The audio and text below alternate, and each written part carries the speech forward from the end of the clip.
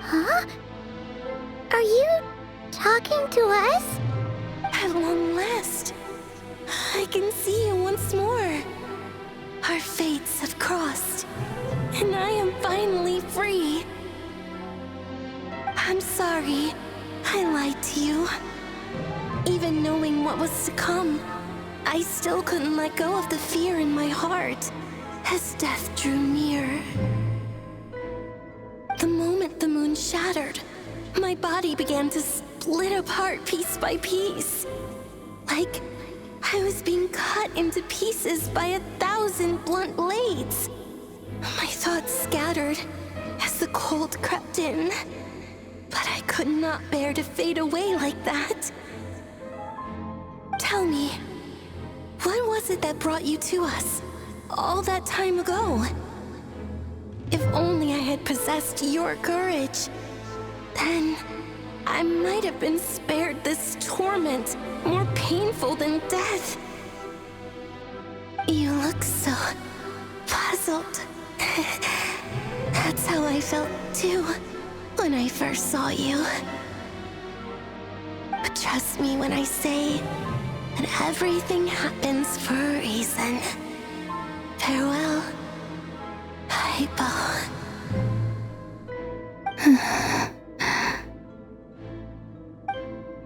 What was that all about? Was that the goddess of the iridescent moon? Oh, it sounded like she was speaking to a long-lost friend.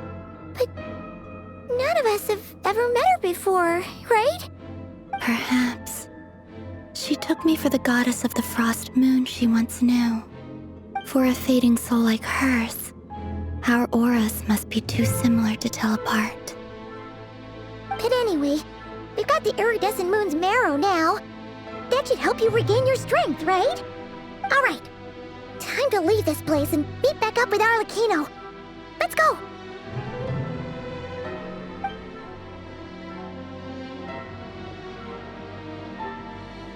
That's odd. This place looks different than when we came in. Waning moon, Huh? oh lifeless damsel. Oh.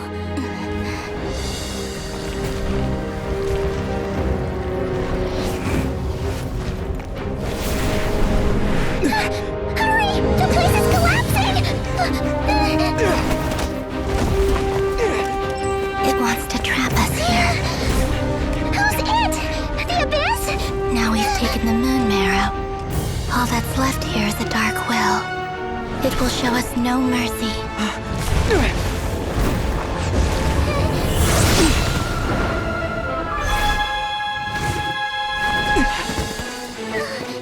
Give it back!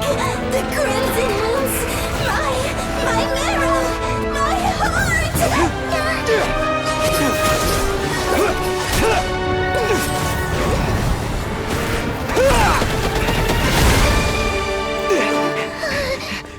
Finally! Huh? Oh no! The exit's blocked! They're back! Now what do we do? This is where you fall. Witness my rise. Hey, it's... What are you waiting for?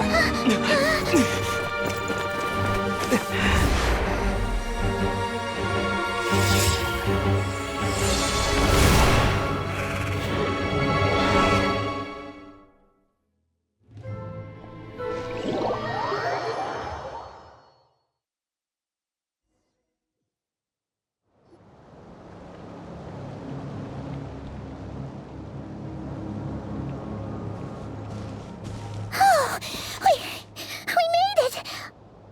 Was that you, Arlecchino? Did you save us? Wait, your hands! They're... Oh, this? Don't worry. It's a small price to pay. The Abyss wanted to trap you inside, and I defied its will by bringing you out. No wonder it's a little angry. No. I have paid the price, albeit a small one, and it cannot be undone. My hands have already fused with the Abyss. Purification would simply destroy whatever's left of them. But surely... Oh, we're so sorry, Arlecchino. Paimon can't believe you'd make a sacrifice like this for us. As much as I'd like to call it a favor, the truth is I was simply holding up my end of the deal. Well, Columbina. Yes, you did your part. And as promised, I will leave the iridescent moon's marrow in your care. From this day forth, may the two worlds' flames burn ever more brightly.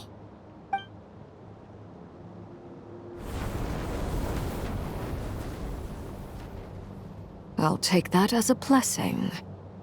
Now, Columbina, give me your hand. Accept this moonlight I offer in return.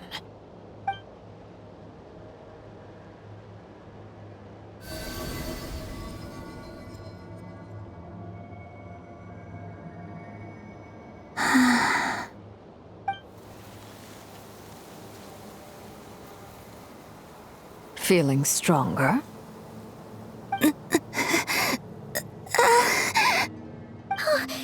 Columbina, are you okay? I'm fine. Our powers are a little at odds, that's all.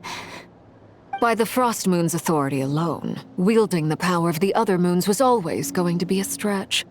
Still, I think it's fair to say that your strength has returned, at least to the level it was at as Third Harbinger. It's still not enough. There's no way I can hope to challenge Rayrier like this. Just one more ray of moonlight, if you would.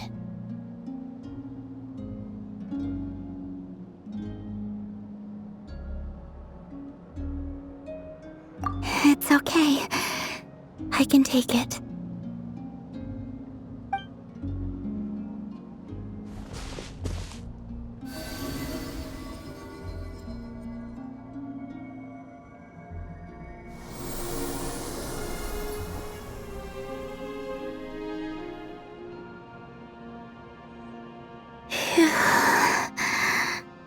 How about now? Fighting fit? At the very least, I won't have to stay hidden like before. I want to see him gone from Not Cry. The ray here of Solnari and his wild hunt must be sent back where they belong. Well, it's good to have something to aim for. You certainly seem more alive now than you did earlier. When I first met you, you didn't strike me as a ray of moonlight. More like a wisp of fog drifting in from who knows where, ready to scatter at the first sign of a breeze. But now, you're full of vitality, just like the Frost Moon, once the brightest of them all. May you keep shining, Columbina. This is who you are. Thank you. Look after yourself too, Arlecchino. I know you have plans of your own, and that's why you're always seeking to grow stronger. But whatever you're after, don't let the Abyss take a hold of you. I do not wish to see you go down the same path as Rayrier. I appreciate the concern, Columbina. Although perhaps it's time you took a new name. A new name? Kutar, the Moon Maiden, Columbina, they're nothing more than code names. They describe who she is and the roles she's played, but they're not her real name. We often use code names in the House of the Hearth, too. But it's knowing your real name that keeps you grounded. Up till now, you've been living a wandering life, so you've probably never really cared. All I'll say is this. Once you've defeated Rayrier, give it some thought. All right. That's it from me. I'll get you back safely first, then go meet up with Sandrone. You're the best!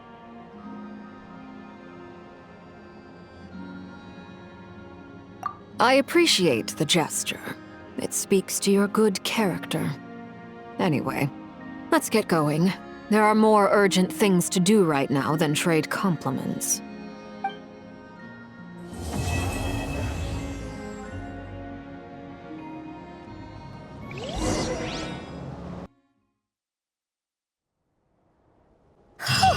It was a close all. But we got the iridescent moon's marrow and restored Columbina's strength. And that's all that matters. In other words, mission accomplished. Paimon wonders how everyone else is doing.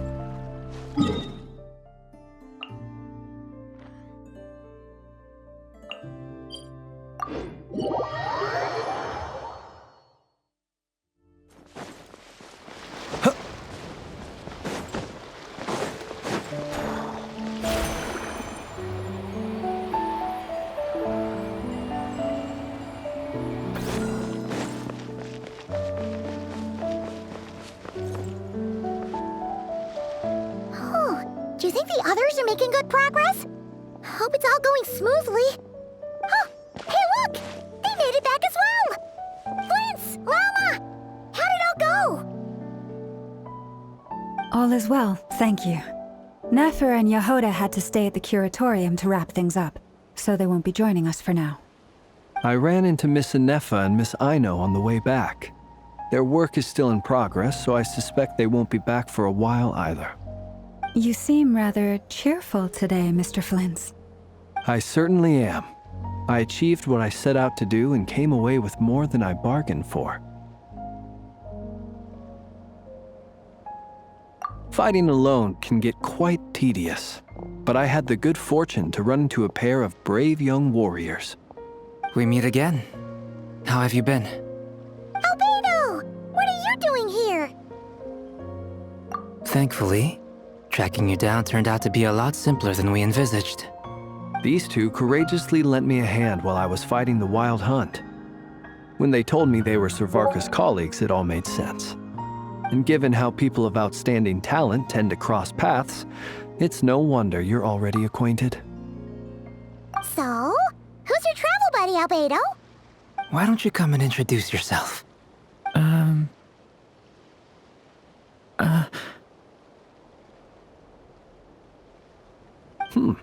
A gentleman of few words, I see, and a rather stern countenance. I presumed you were acquainted with him. Is that not the case? It's nice to meet you. Again, we've technically met before. Wait a sec! You're Minnie Durin! That's right. It's me. I'm glad to see you again. By the way, he says it's okay if you drop the mini. Yeah, I'm not as mini as I used to be. Interesting, isn't it? The first step towards blending into human society appears to be reflecting on whether one's name really reflects who they are. Wow! You look so different! In a good way, of course. It's great to see you looking so healthy. Thank you, Paimon. And although you're as mini as ever, I understand that diminutives don't always convey endearment. I'll be sure to simply call you Paimon, as a sign of my great respect for you. Wow! You're such a smooth talker now. Paimon could get used to this. Personally, I think our little Paimon is the perfect size. When people call her Little Paimon, it's just because she's so adorable that they can't help themselves. If that's not a sign of endearment, what is? You're absolutely right, Miss Lauma. My brother still has a long road ahead of him when it comes to understanding human relationships. Anyway, speaking of long journeys, didn't Columbina, leave with you? How come she isn't back yet? She's been catching up with old friends. Wouldn't be surprised if she stopped for a cup of tea or 10 on the way back. Uh-oh. People are talking about me. Hope it's nothing negative.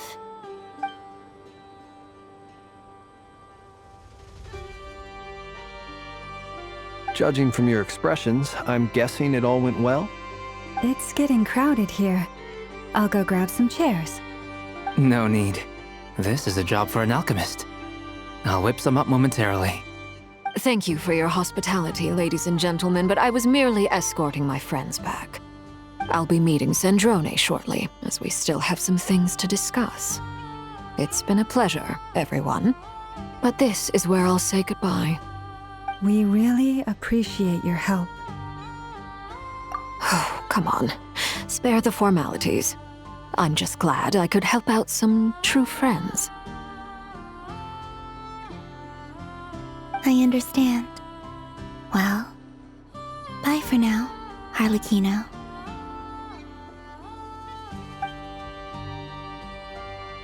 Oh, this place is hopping. It's probably a good thing one of us left. Otherwise, we might not fit all these people in. Are you saying we're about to run out of chairs? As a matter of fact, I am. Come on in and see for yourself.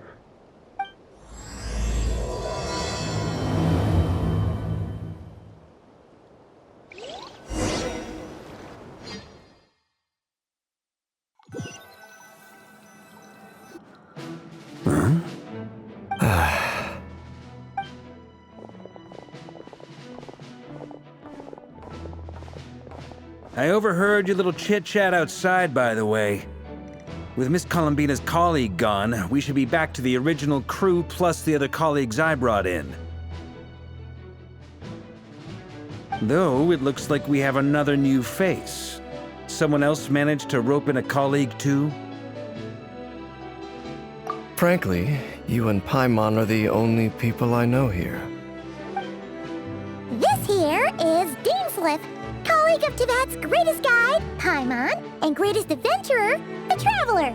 Well, not exactly colleagues, more sort of friends. When someone else jumps in to do the announcing, you know you're speaking to someone important. Let's hear what he has to say. Note to self. Once Paimon knows your name, the rest of the world will soon follow.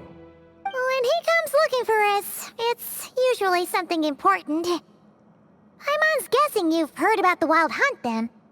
From the looks of it, you're about to hold a meeting. If I were to say that the Wild Hunt is our mutual enemy, would that earn me a seat at the table? As the saying goes, the enemy of my enemy is my friend. Mr. Dainsleif, there's a seat with your name on it. Though, I can't promise the same for everyone else. Hey, Albedo, think you can rustle up a couple more chairs? After all this time apart, Grandmaster Varka's first order is to rustle up a couple more chairs. I've missed this. Is he being sarcastic? Hey, he's your brother. Why are you asking us? I've still got a lot to learn about the nuances of human conversation. Trying to decipher Albedo's way of speaking has been like jumping in at the deep end. Oh, good point. Paimon gets you now.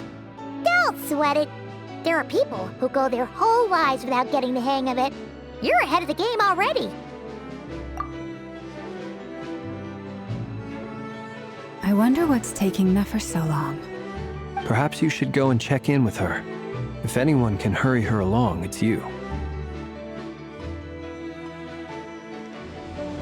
I just got back from the curatorium. Besides, aren't you curious to see what's taking her so long? Miss Nefer doesn't strike me as the type to share secrets. And since gathering intel is her specialty, I'm guessing she'd prefer to keep her methods confidential. Under such circumstances, would it not be tactless for me to impose? Oh, but it's fine for me to impose.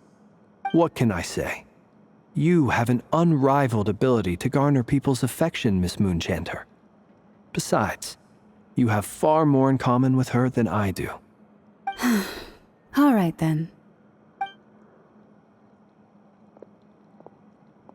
Impressive. She barely fought back at all.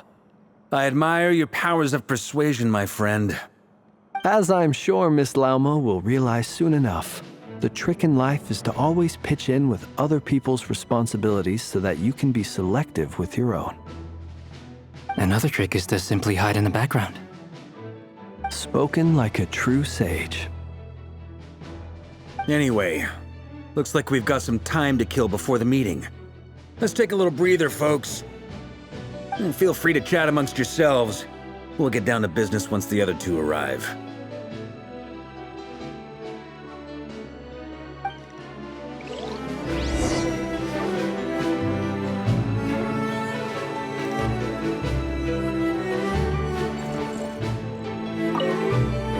You're both awfully quiet. Why don't I start us off with an icebreaker? Much obliged. Have either of you ever had your portrait painted? If not, I'd be glad to help. That sounds like a lovely idea. You know how to paint, then? I dabble occasionally. He's an excellent painter. Tables, chairs, people, dragons, you name it. He'll paint it for you. I'm flattered. If I ever get the chance, I'd like to give it a try myself. I'll bear that in mind. Anyway, how about you, Durin? What sort of portrait would you prefer? Oh, I'd be fine with anything. Whatever style feels best to you. Very well. Then I'll play it by ear. You can replicate any style I want? I can try. If you show me a sample, I'll do my best to match it. Thank you. In that case, I'll dig up some reference material for you.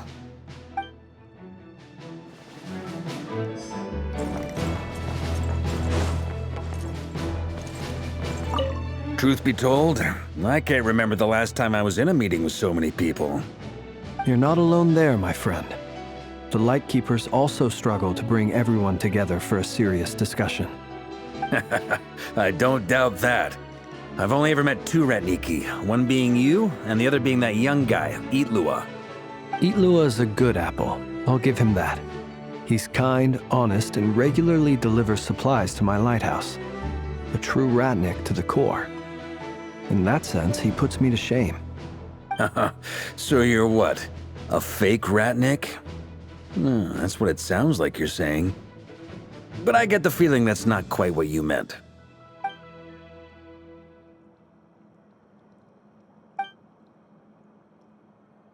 Come on, why the awkward silence?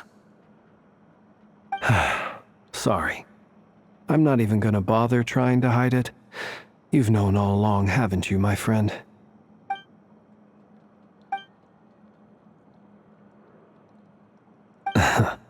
Now that was an awkward silence.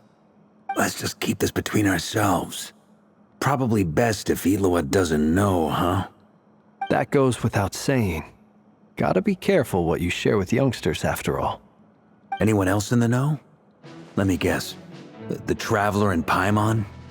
It's dangerous being too sharp for one's own good, you know. Then, in the name of the Animo Archon Barbados himself, I swear, your secret's safe with me. When we went for drinks, you said that you and Barbados were practically best buds. In the light of that claim, do you really expect me to take your oath seriously? Of course. Just as long as you don't go spreading around the fact that I'm close with Barbados, all right? Fair enough, then. Nothing like a bit of mutual leverage to seal the bonds of friendship.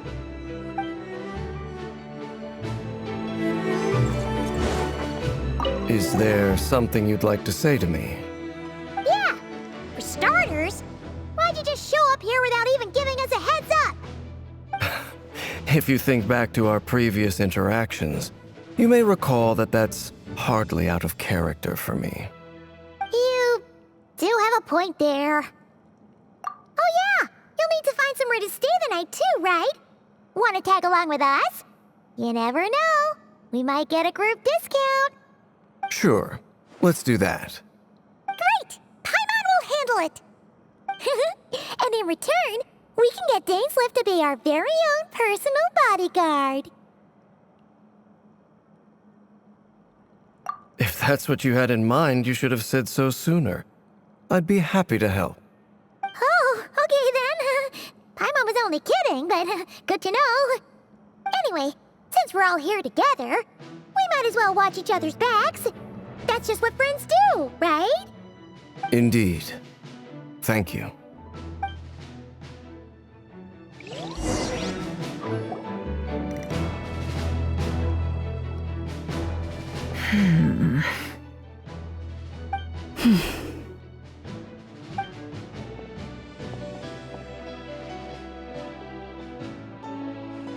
Ah, Miss Nefer. You made it after all. But what about Yehoda? I'm here to give you an update on how things are going on our end. Once this is over, I'll be heading straight back to continue my work. I left Yehoda back at the curatorium to watch over things while I'm gone. Huh. So much for just this once.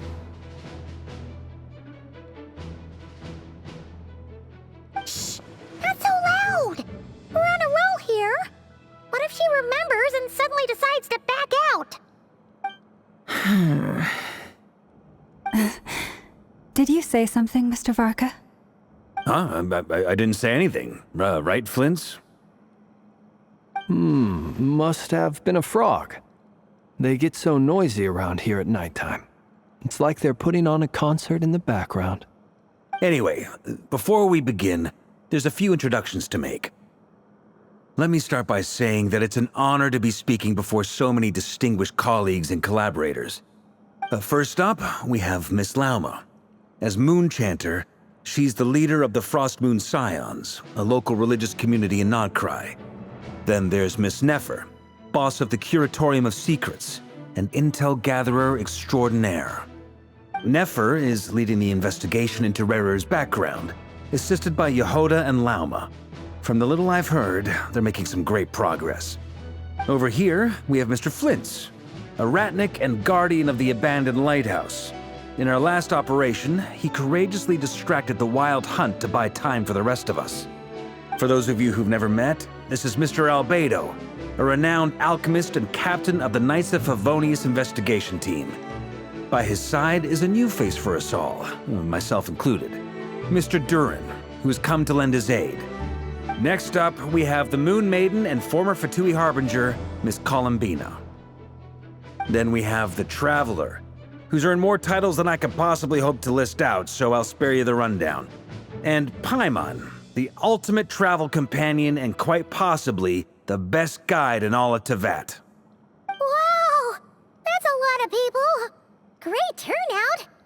Miss Nefer, it looks like you might have another job coming your way, so, congratulations on the booming business, I guess. You think I haven't got enough on my hands as it is? Who's looking for me now? That would be me, Miss Nefer. I have a commission for you.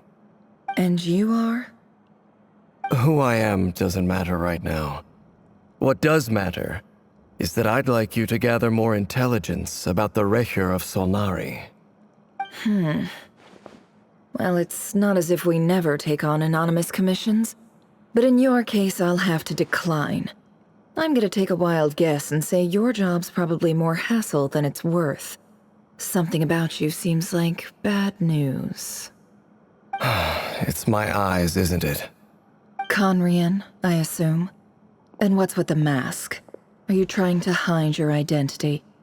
In any case, the fact that you're even still alive raises an awful lot of questions for me. My name is Dainsleif. And yes, I am from Conria. As I'm sure you're aware, the Recher of Solnari's real name is Rerir. He was once an acquaintance of mine. Really? Then you must have been quite an influential figure yourself. You flatter me, but none of that matters anymore. My point was simply to clarify why I have asked Miss Nefer to investigate Rerir's background. So you're both from Conria, and it sounds like you used to be friends? What am I missing here? Surely you already know how he became one of the Five Sinners. I'll tell you everything I know. The history of Conria, the names and identities of the Five Sinners. I remember it all like it was yesterday. I have never spoken openly of this before. But the truth was exactly as people say. The Five Sinners were each driven by their own desires, and it was by playing upon these that the Abyss tempted them to their fall, tearing Conria apart in the process. The visionary, Vedafenir, who wished to foretell the future. The wise, Haroptatir, who sought limitless knowledge. Gold, Rhindaughter, who desired to create life. The foul, Surtologi, who pursued supreme strength. And last, but not least, Recher of Solnari, Rerir, Ravager of the Moon. Of the 5, Rerir is the only one who remains a mystery to me. He never harbored grand ambitions, so what changed in the space of a single night? How did he come to fall like the others? In other words, you're saying that his change came as a shock to you, and you have no idea what actually happened? That's right. You mentioned how the Abyss tempted them, which led to their fall. But what did that look like in practice? And what other context can you give me about the events of that time? The more detail you can give me, the better. Strangely, now that it comes to it, I hardly know where to begin. The fateful night took place during the era of the Eclipse Dynasty. One day, my elder brother, the visionary, Vedifenir, was summoned to the palace by the Vinster King, only for the king to gouge out his eyes and cast him into the dungeons. When I came to hear of this, my fury knew no bounds. I gathered together every ally I thought I had, and together, we set a night to storm the palace and free Ved. Centuries on, the memories of that night still haunt me, like a never-ending nightmare. We broke through the palace gates, just like we had planned, each striking towards our separate targets. But then, I was betrayed. Even Vedifenir, the very person I had come to rescue, abandoned me and partook of the Abyss's power. So, it's personal after all. Then tell me, Mr. Dainsleif, what price are you willing to pay? You, of all people, must know that nothing comes for free. I cannot say what price would be worthy of such a commission. But know this. Rerir was not always a madman. Believe it or not, there was a time when he was just an ordinary man, working for the Conrian Intelligence Service. Uncovering the truth of Rerir's past is the only way to unravel this mystery. But before you decide if you will accept my commission, I will tell you more about him. Enough, I hope, to help you plan your next move. Sounds pretty good to me.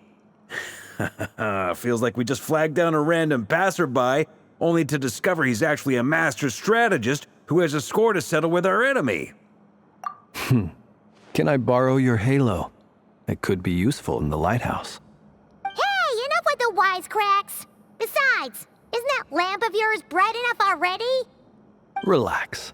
It was meant to be a compliment. If that was a little over the top for your liking, I'll make sure to tone it down next time. I'll give your proposal some serious thought, Mr. Dainsleif. Let's speak in private once the meeting is over. Before that, there's a few things I'd like to share.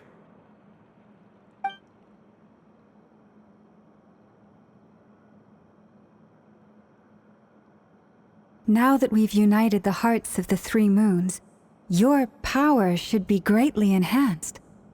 But it seems like that hasn't happened yet? I believe it will take a little longer. You've done so much for me, so I want to be completely honest with you all. Even though I'm doing a lot better now, the truth is, my recovery will likely be an ongoing process. From the moment I was born, my power has been slowly ebbing away. And that is because Teyvat has never accepted me. Even with the moons united as one, it seems my rejection cannot be undone. So far, I have yet to find a solution. It may turn out to be a problem that will plague me until the day I finally leave this place behind. Even so, I will do everything in my power to help you drive out the Reir of Solnari. As Arlecchino put it, this is not about chasing the spoils of victory. It's just a gesture of heartfelt gratitude. Kutar.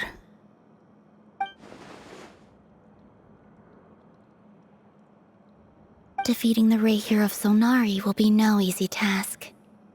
While my strength slowly recovers, we'll also need to gather more intel. Naturally. We should take all the help we can get if we hope to defeat him. We've considered several viable plans now, but our choice hinges on the answers to a few key questions. Is it even possible to kill Rerir? What experiences shaped the person or monster he became? And what's he really after? Given Albedo's expertise in alchemy, I think we should leave him to try and answer the first of these questions. Understood. As for the other two, I'm afraid we'll have to count on you again, Miss Nefer.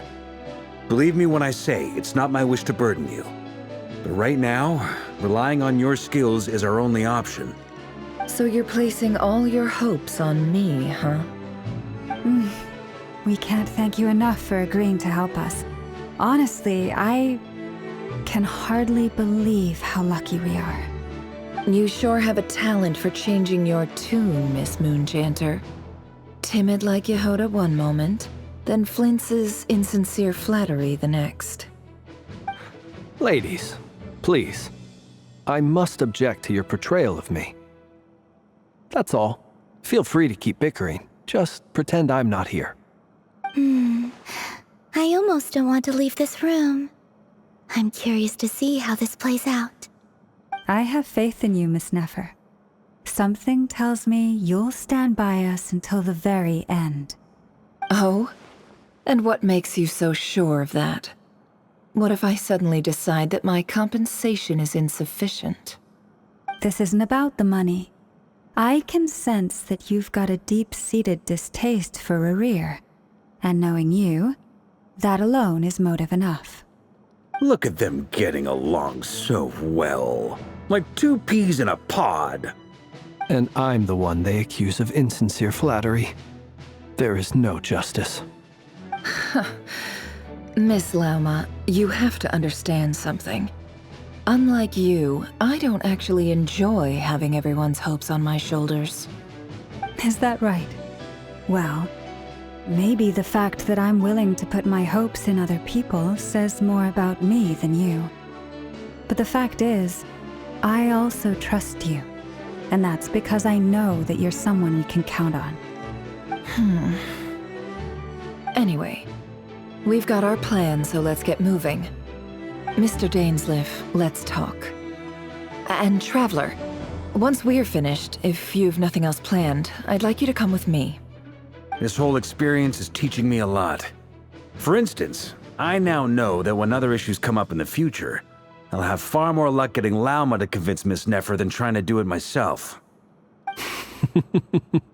Hate to say it, friend, but that's one of the funniest things I've heard in a while. Why? You think I've got it wrong? Quite the opposite. But what makes it so hilarious is how long it's taken you to realize.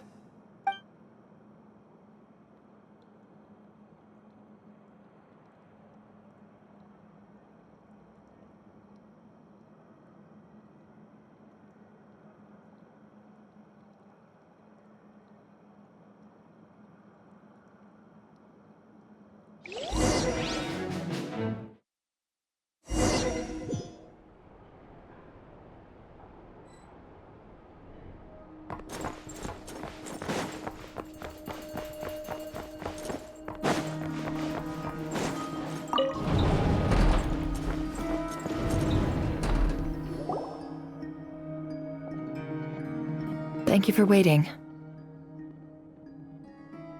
It's okay. We actually used the time to help Dainsleif get a room at the hotel. That's very considerate of you. Now, I trust you share my curiosity about Rerir's past, and you seem fairly familiar with Mr. Dainsleif already. We spoke at some length after the meeting. He was the one who suggested I should invite you to join this operation. He feels confident that these secrets will be safe with you. Dane has a lot of faith in us, that's for sure. Likewise. I appreciate that you got right on board without interrogating me about why I invited you. It shows that you trust me to explain everything in due course. That's because we know what you're capable of. We appreciate you too, Nefer. You might have been forced to help in the beginning, but this time, it was your choice. That's one way to put it. Another is this.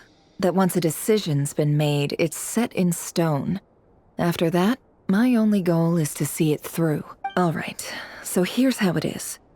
I'm going to access Rerir's thoughts again using my confidential method.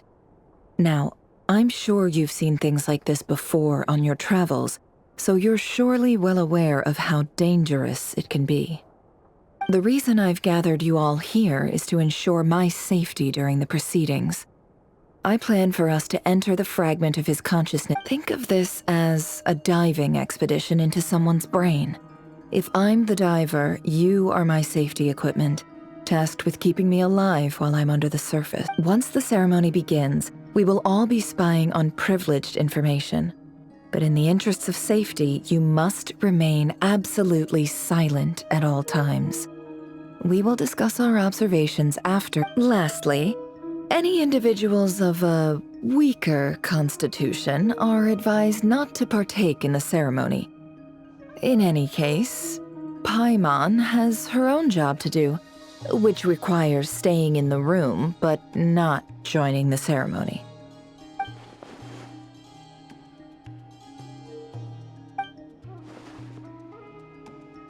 Well, good luck, everyone! Sounds like all Paimon can do is cross her finger. There's a little more to it than that. I was being serious when I said you have a job to do. While the rest of us are inside Rerir's mind, it's imperative that we have a team member on the outside. In the event that something goes wrong, you will be our first responder. I don't anticipate any issues, but the extra level of safety will be greatly appreciated. I second that. This is a dangerous operation here, and you're our whole rescue team. That's pretty much the most important job in the crew. So, Paimon's like the lifeguard? Yeah, that makes sense. Alright, got it. Good. Please, take a seat. We'll get started momentarily.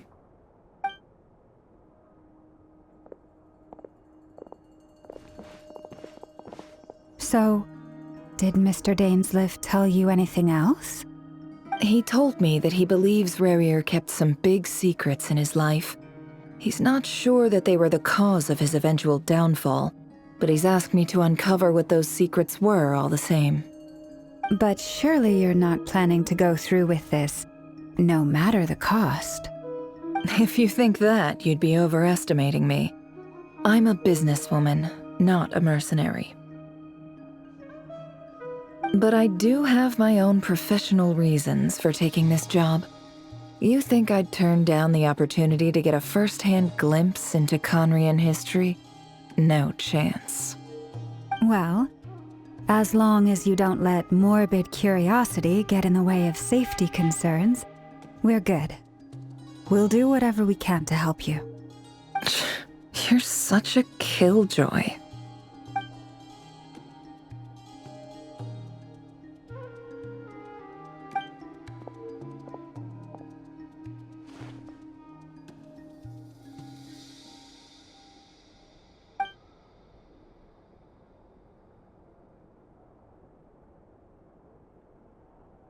All right, I'm good to go.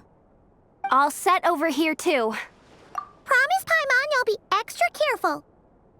All right. Let your whole body relax. We're about to begin. Close your eyes.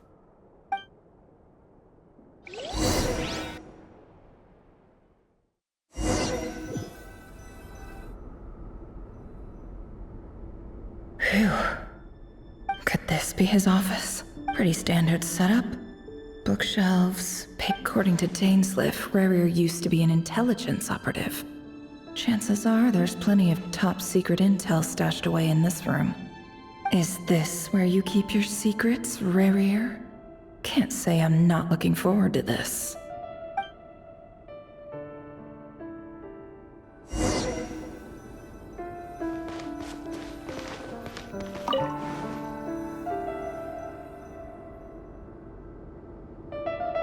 Today's files are in. Time to wade through them, just like usual.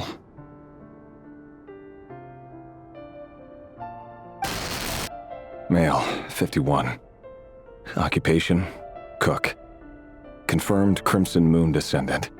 has maintained frequent contact with other descendants over the past year. Poses a threat to the dynasty. Neutralized on...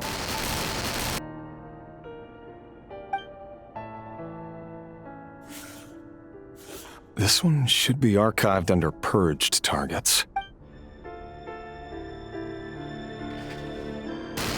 Female, 23.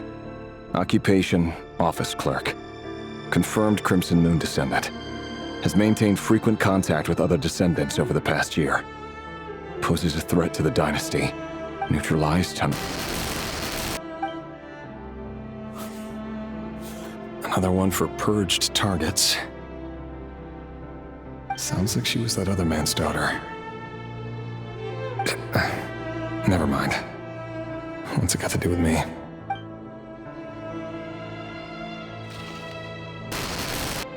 Male, 40. Occupation, teacher. Confirmed Crimson Moon descendant. Has been observed making contact with other descendants during the past year. Poses a threat to the dynasty. Neutralized on... Just another nobody for the archive. Come to think of it, I remember surveilling this man. A case like his never would have been considered a priority in the past. Huh. He barely even interacted with other Crimson Moon descendants.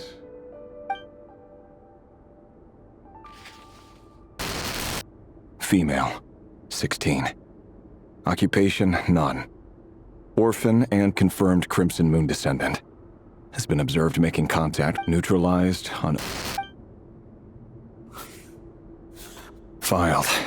I have no recollection of this girl.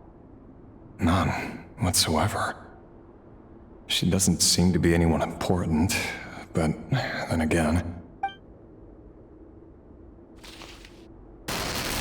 Female, 13. Occupation, none. Orphan and confirmed Crimson Moon descendant.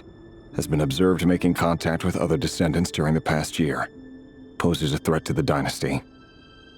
Neutralized and... Filed.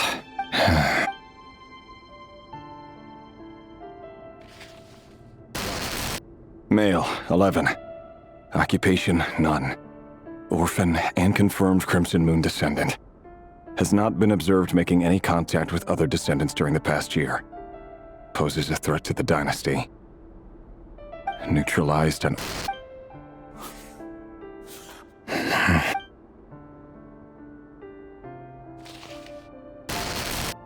Male. 6. Occupation, none. Orphan and confirmed Crimson Moon descendant. Poses a threat to the dynasty.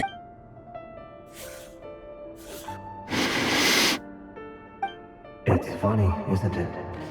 Your job is becoming both harder and easier at the same time, depending on how you look at it.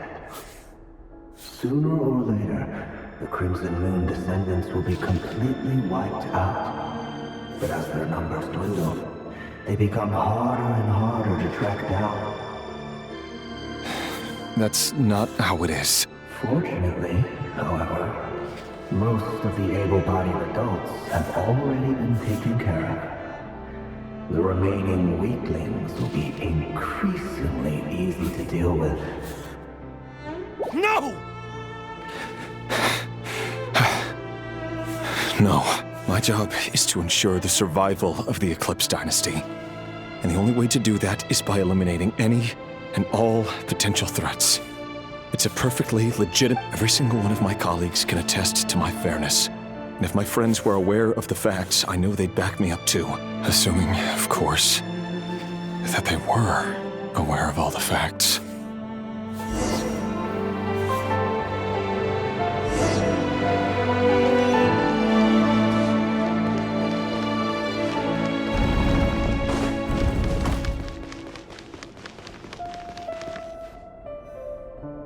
Mr. Vedifalnir? It's been quite some time since we last... Revier, I trust you're here because you have something important to discuss. Forgive me. I wasn't tuning out, it's just, I noticed you didn't even phrase that as a question. As if you knew I was coming.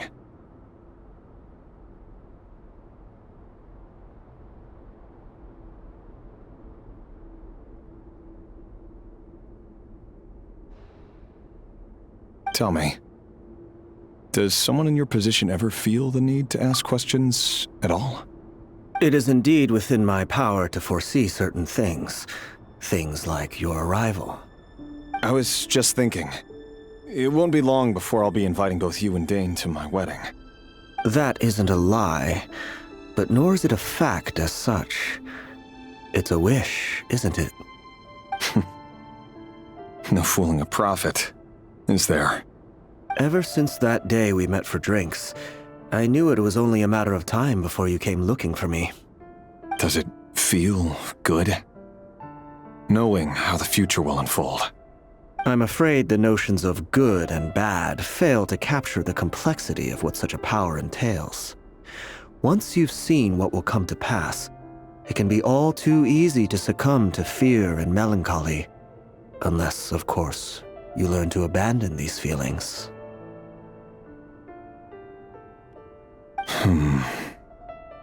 You fear my silence, and long to hear the words I left unspoken that day.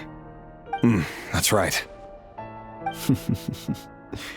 You must have noticed my reluctance to broach the subject, and the reason is simple. Because the truth could never have lived up to your hopes. For both our sakes, such words are better left unsaid. The burden of prophecy was never meant for your shoulders.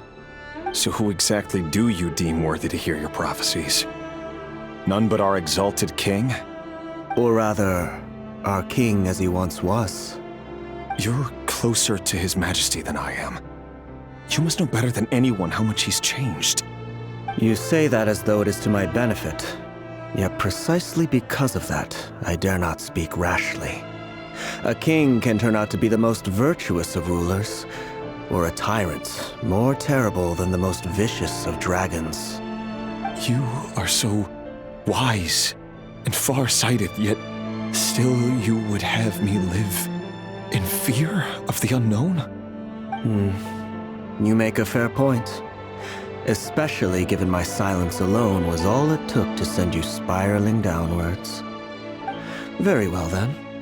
Let me offer you some advice. And I say this not as a prophet or a visionary, but simply as the brother of your friend. For many reasons, there is very little chance of your marriage ending in happiness.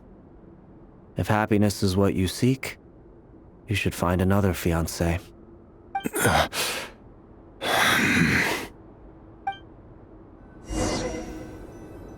Hold on. There's that same black fog again. Could this memory belong to Thelindis? Guess I'd better tread carefully. Wait. Hear me out. This time we finally got a clear look at his face and learned his true identity. His name is Rayrir, and he claims to be one of the king's guards. What did you say? A cruel irony, isn't it? The man you're set to marry leads a double life as a brutal execution. Why are you telling me all of this now? Simple. It's because I want you to kill him. You are the only person he would never suspect. No, absolutely not. I would never dream of doing such a despicable thing. So you'll just stand by and watch him slaughter us to the last? Do not forget that the blood of the Crimson Moon flows in your veins too. The blood of the Crimson Moon? What does that matter now? The dynasty has long been dead and gone. You think that alone is reason enough for me to throw away everything I have? Why wouldn't it be? You two were once a child of the Crimson Moon, just like me. Don't tell me you've never felt so much as a flicker of fury for the way we were trampled into the dust. As long as you promise to abandon this pipe dream of restoring your dynasty, I can try to persuade him. Or have him persuade the Vinster King. Persuade the Vinster King? Do you even know why he's so obsessed with hunting us down? Why he keeps trying to force us to hand over our secrets? Over and over again? Or why we refuse to give up on restoring the dynasty? The Vinster King. A blind fool. his eyes clouded by powers from beyond this world. A petty little man with a miser's heart. And he dares to sit upon the throne? Mark my words. Sooner or later, Conria will fall. And it will be his doing. If you can't bring yourself to do it, so be it. Just you watch. It won't be long before calamity descends upon us all. The Rehir of Solnari. That really is quite a secret you've been keeping from me, Rerir. But who am I to talk? Am I really any better? I've kept my own past a secret this whole time too. Love should be built on honesty. But ours was born from lies. And yet, is it really so wrong to hide things that would only make life harder? If we don't cover up the parts that no one else should see, how can we go on pretending to be normal? Vedifulnir must have known all this. And that's why he made his prophecy. In the end, nothing stays hidden forever. But I won't just sit by and watch this disaster unfold.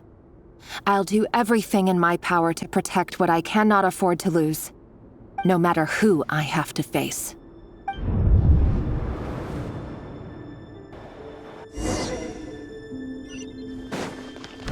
Huh? Was that Rerir who just walked past the window? Doesn't it give you the chills that he still takes the same road to work every day? As if nothing ever happened. Those people at the deli. Enough already. They're clearly pretty taken by their own disguises, so just smile and play along. Pull the rug from under beasts like that, and you'll risk having your throat torn out. Deli. Oh. They're talking about those people from the opposition. Right. But surely you can see he's not the man he pretends to be! So many have died already, and they say that the king's madness grows with each passing day. We're not going to survive this, are we? But why does it have to be this way? Do we really deserve to die just because of the blood that runs through our veins? Felindis, are you even listening? Sorry, Freether. I heard you, though. You're talking about what Rerir said. He's just following the king's orders. He's a secret agent, and it's his job to hunt down rebels and dissidents. By the time you first met him, he'd already taken lives. Maybe he was using you from the very beginning. No. Rerir has no idea I have anything to do with the Crimson Moon. My family are only distant relatives of the main lineage, and besides, my eyes are perfectly ordinary. Truth be told, apart from my teacher, pretty much no one knows I have any connection to any of it. It's been a long time since my family severed ties. But as Orlog said, who could possibly talk sense into that raving lunatic of a king? No one! I'll work something out. Trust me, I'm with you all. But for now, you need to keep yourselves hidden. Don't let anyone find. Don't forget that Rerir is an Eclipse operative. You need to be extra careful when he's around. And when I am too. For now, don't come looking for me. And if anything happens to me, just act like we've never met. If even you can't escape this, what hope do the rest of us have? But after all this time together, surely he wouldn't lay a hand on you. I won't speak in his defense, nor can I give you a clear answer to that question. But I'll do everything I can to put an end to this. Here, hold on to this. If an opportunity to escape presents itself, take it. You'll be glad you took some spare change. You call that change? I've got a job, and there's still money coming in. But you can't go anywhere right now. Please think about yourself for once.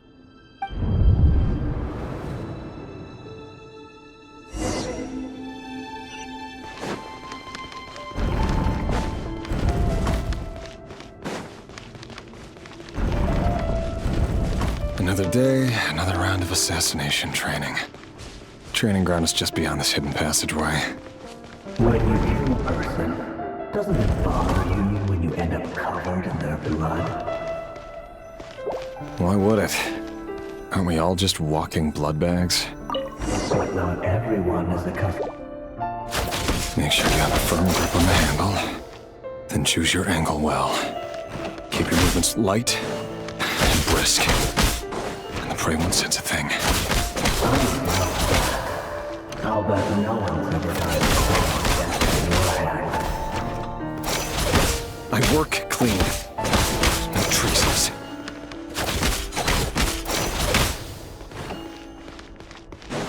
It all adds up. That doesn't make it open. The thing that happens to you when it's That won't happen. My spirit, ever since you someone to solve that power, probably I can take a handful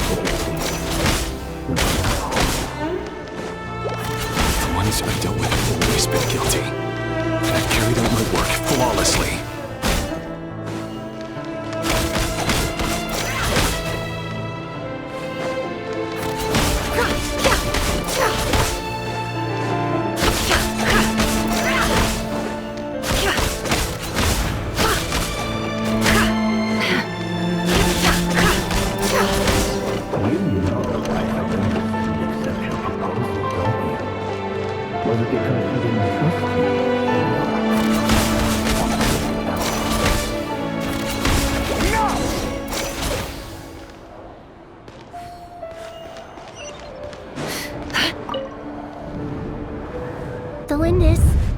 Do you still remember Orlog? Orlog. The boy who was pretending to sell flowers. You spoke for quite a while, didn't you? Yes, we did. What about him? He was arrested 2 days ago. Chances are he's already dead. He... I just don't get it! After everything he's done, why do you still stand by him? Or does it mean nothing to you that people keep dying? No, that's not... Just hear me out. I need to go now, Thelindis. They're looking for us. You take care too. If you ever need a place to hide, come find us.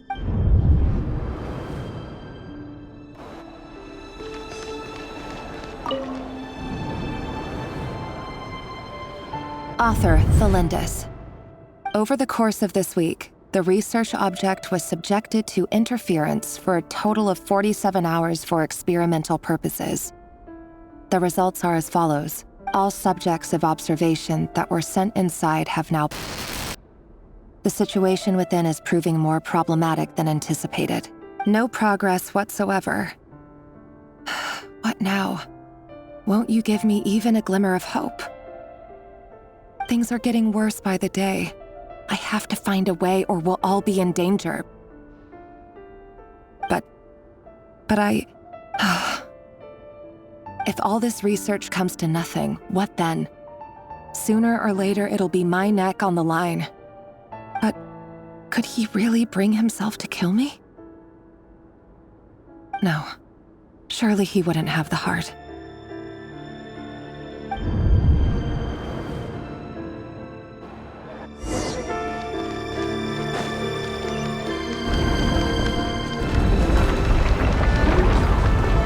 Why won't you just let us go? We don't even know each other. All we want is to live ordinary, peaceful lives. You want... to live?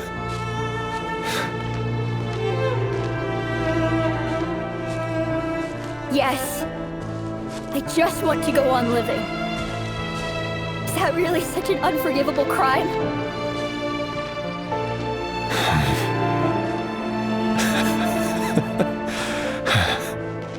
You want to go on living. I want to keep living too. To keep living forever. That's why I have no choice but to continue on the path I'm on. If only some savior would suddenly swoop down and change the way the world is.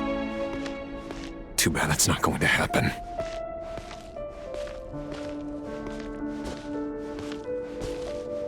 Imagine that.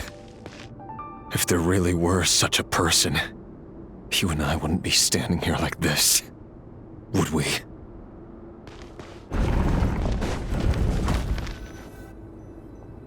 Today's files are in.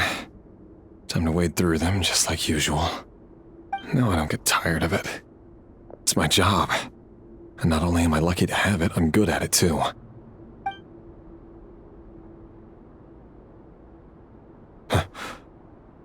Wait. That's... Thelindis? No. No! No! Why? But you bear no mark of the Crimson Moon. How could you possibly have anything to do with them? It cannot be! A diluted bloodline. Carefully concealed. I see it now. You've been living in the shadows just like me. What a fool I've been. Numbing myself with talk of justice. Even imagining my friends would back me up. But in the end, Irminsul. Finster King! How far are you going to take this? From the direct bloodline to secondary offshoots? And then what? Today it's the descendants of the Crimson Moon. Who will it be tomorrow? Will you not rest until everyone down here is dead? No. This cannot go on. This is where it ends.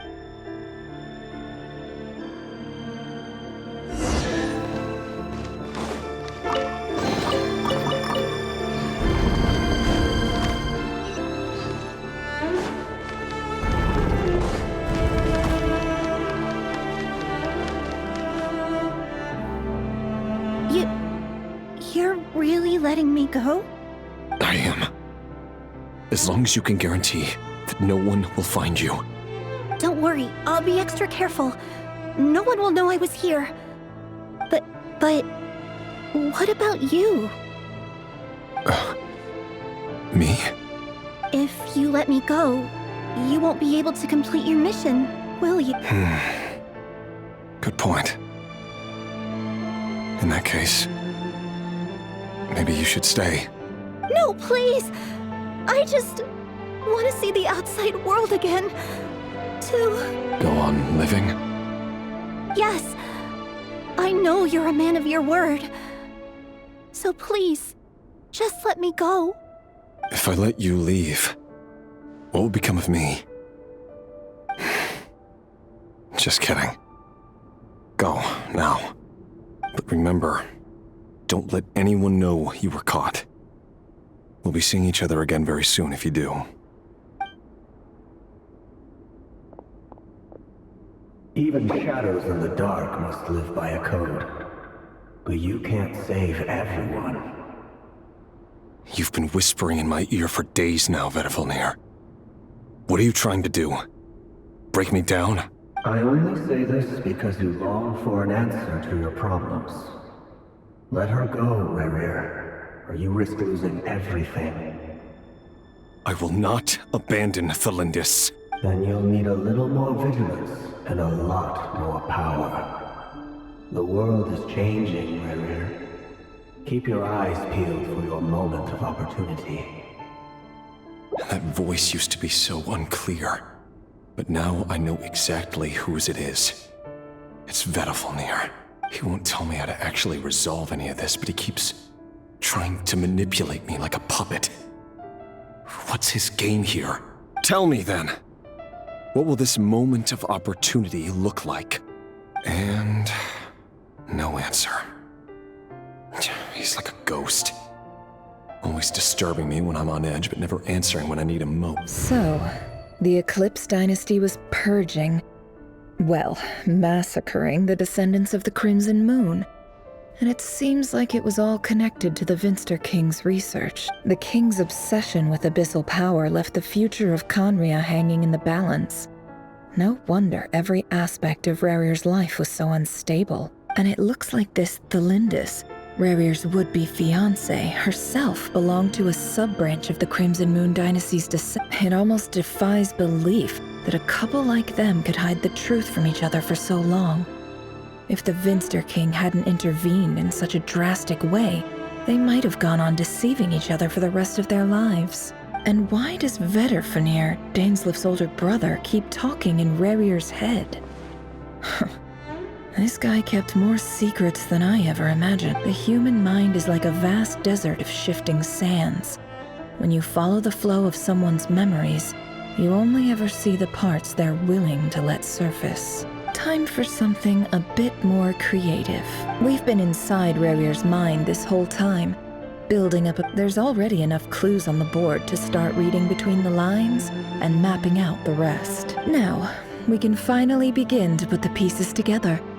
Sure, it'll only be a reconstruction, part simulation, part reasoning, but it's usually pretty accurate. Once we've built up a cognitive profile, we just need to cross-check the logic behind his actions. And then we'll be able to take a sneak peek at whatever it is that Rerir has really been hiding.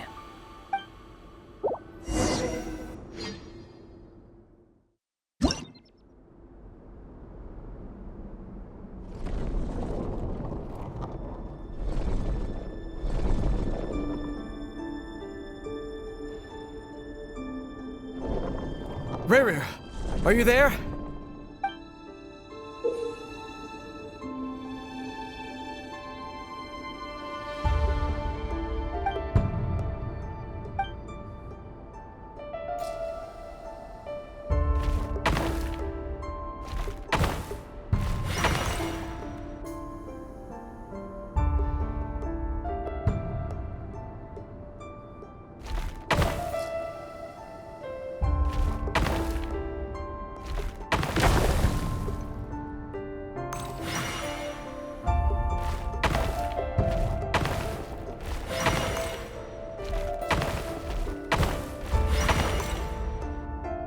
Hey, Rerir!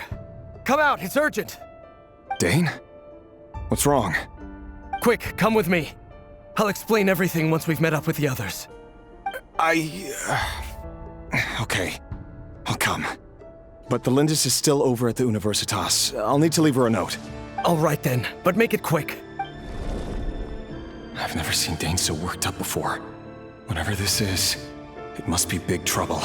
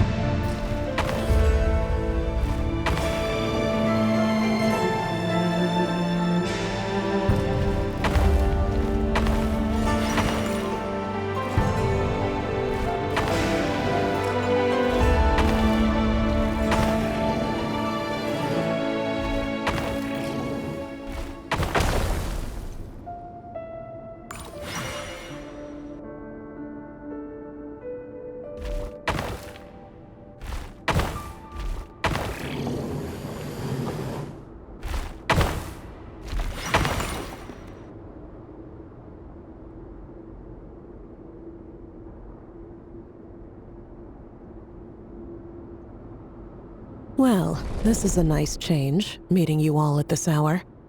When men and women of ambition can speak face to face in broad daylight, I say that's a big step forward for our dear Conria. Don't be ridiculous. We do not fear the day. Why would we seek refuge in the night? You might ask your blade that same question. I'm told it prefers the cover of darkness. The word on the street is that Sir Delogi only strikes when he has an unfair advantage. But that is patently false. I see you're missing an arm and a leg. Surely only a fair fight could explain that.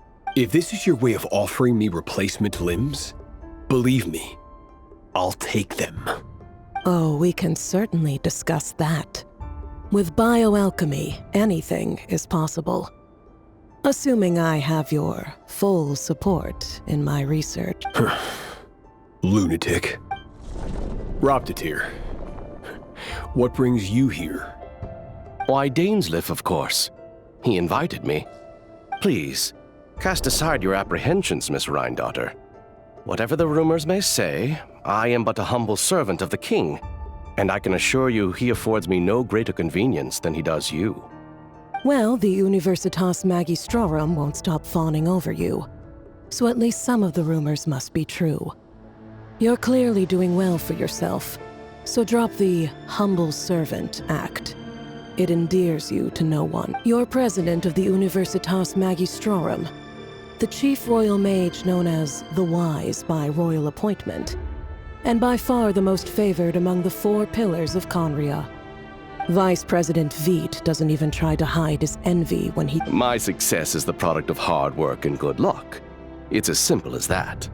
Were the king not such an extremist, I hardly think I would have received a senior post at my age. Of course, no job is without its gripes. Serving a king like ours can be a challenging task, as I'm sure. And as for Efterveit, in missing out on the presidency, he's dodged a mountain of stress. Like everything else in life, it comes with pros. You're all here. I apologize for the short notice, but it was an emergency.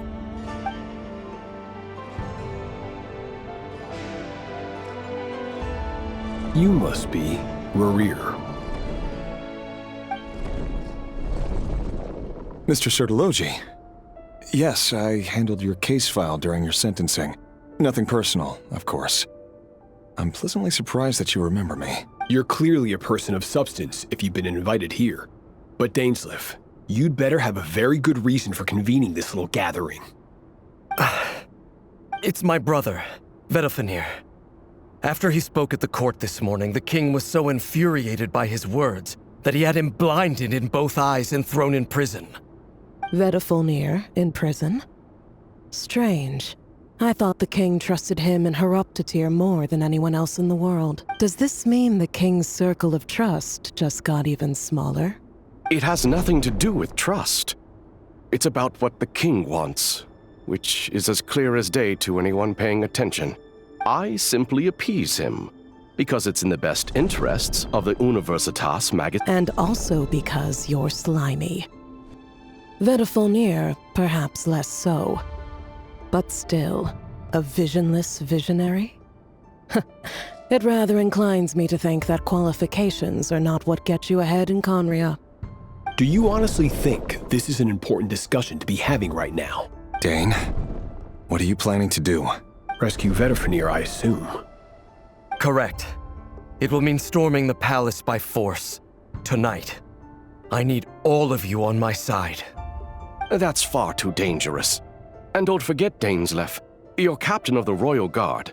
You swore an oath to the throne. You've been planning this for a while, haven't you? I have no desire to commit treason.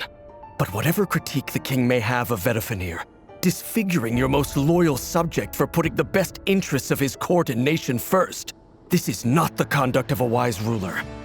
My blade will force the king to see the error of his ways. So, Vedalfenir's prophecy enraged the king. I'm sure it wasn't what he wanted to hear, but if he won't take counsel even from the visionary, that is deeply troubling news. The extent of His Majesty's madness is now all too clear. The question is, how does a man like me get out of this situation unscathed? You have noble ambitions, Dane. But I'm afraid they don't do much for a guy like me. I'm not interested in saving the world. All I want is a letter of pardon. A letter of pardon? For whom? Thelindis? The chances of the Venster King issuing a pardon for anyone connected to the Crimson Moon seem vanishingly slim.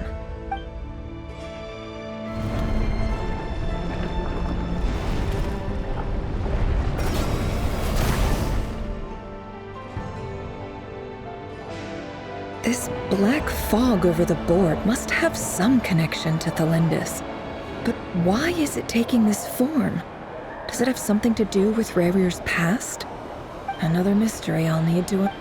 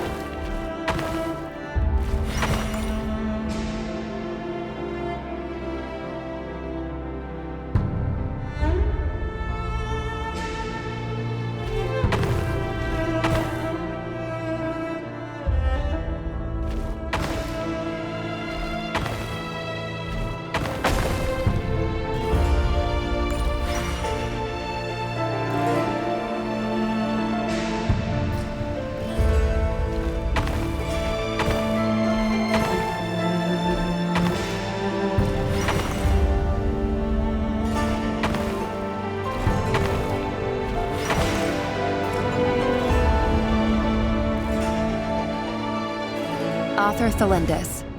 Over the course of this week, the research object was subjected to interference for a total of 60 hours for experimental purposes. The results are as follows. Research dating back to the Crimson Moon Dynasty has established 2 points regarding moon marrow. Firstly, its origins have something to do with a god's power. Secondly, it serves as a portal to an as-yet indeterminate location. Moon marrow can thus be defined as a spatial gateway. However, there are a number of hurdles to overcome before we can answer the question of where it leads to. To start with, opening the gateway requires a specific power source, which the relevant literature indicates an enormous amount of power is then required to keep the gate open. Currently, the total power output of our instruments remains in the single digits. To make matters worse, I am now the only staff member remaining in the Moon Marrow Lab. The Universitas Magistrorum recently decided to move most of its personnel into abyssal energy research. This is not a wise move. I have always maintained that placing all our hopes in a single source of power is risky, especially one as poorly understood as this. As well as making ourselves overly reliant on a single resource, we are neglecting other promising technologies. I apologize if this comes across as disrespectful. But as a Moon Marrow researcher, I desperately want to see the world beyond the gateway. If we really made it there one day, what would we find? And how would we go about taming the unknown? My imagination is endlessly fueled by questions such as these.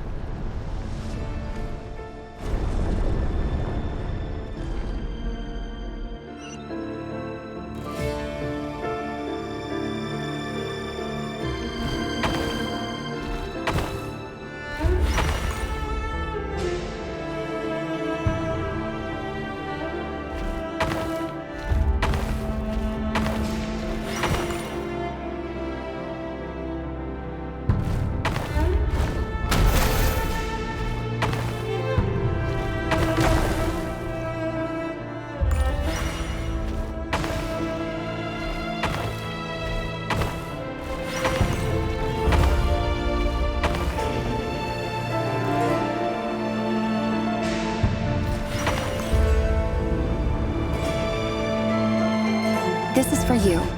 I heard you're gonna leave the city with your parents. The Lindis. Did you hear about what happened? I've heard nothing.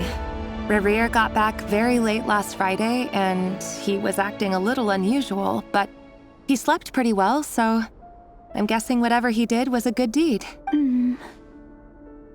You never saw him, and I don't know what he did. And this conversation never happened. You understand? What if he finds out that you pried into his secret? Don't be silly. I don't know what secrets he does or doesn't have. All I know is he's just a normal guy who happens to— Are you scared of him? I don't know. The Rerir I know doesn't match the person you all describe. Logically, I should be scared of him. And yet, I don't want to lose him. But enough about that. You should get going, and be careful with the package I gave you. Keep it secret. Keep it safe. What's in it? A piece of the moon. All you need to know is that as long as you keep it safe, then in the future, everyone will be able to see a red moon. A red moon? That's right. Our moon. Promise me you'll look after it. I promise, the Lindis.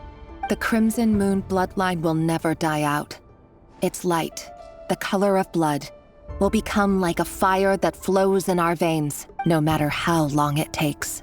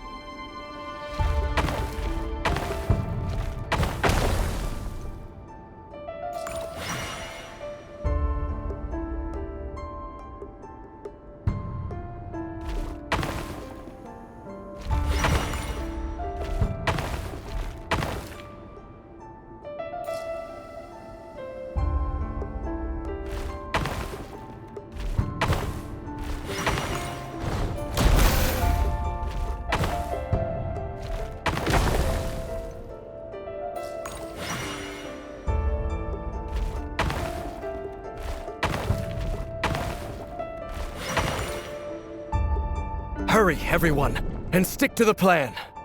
Sir Dainsleif, what are you? Is this treason? You know what happens to those who betray the throne. Please, don't do this! It is the king himself who has betrayed the throne. He has betrayed all of Conria. If you have any love left for justice in your heart, you should join me. It's showtime. Dane and his group will handle the troops in the palace. Then Hraptatyr and Rhindaughter will disarm the security measures. My job is to enter the prison and rescue Vedifalnir. Stay safe. Wish me luck. Look after my brother. Draw your blade. It is time for justice to prevail.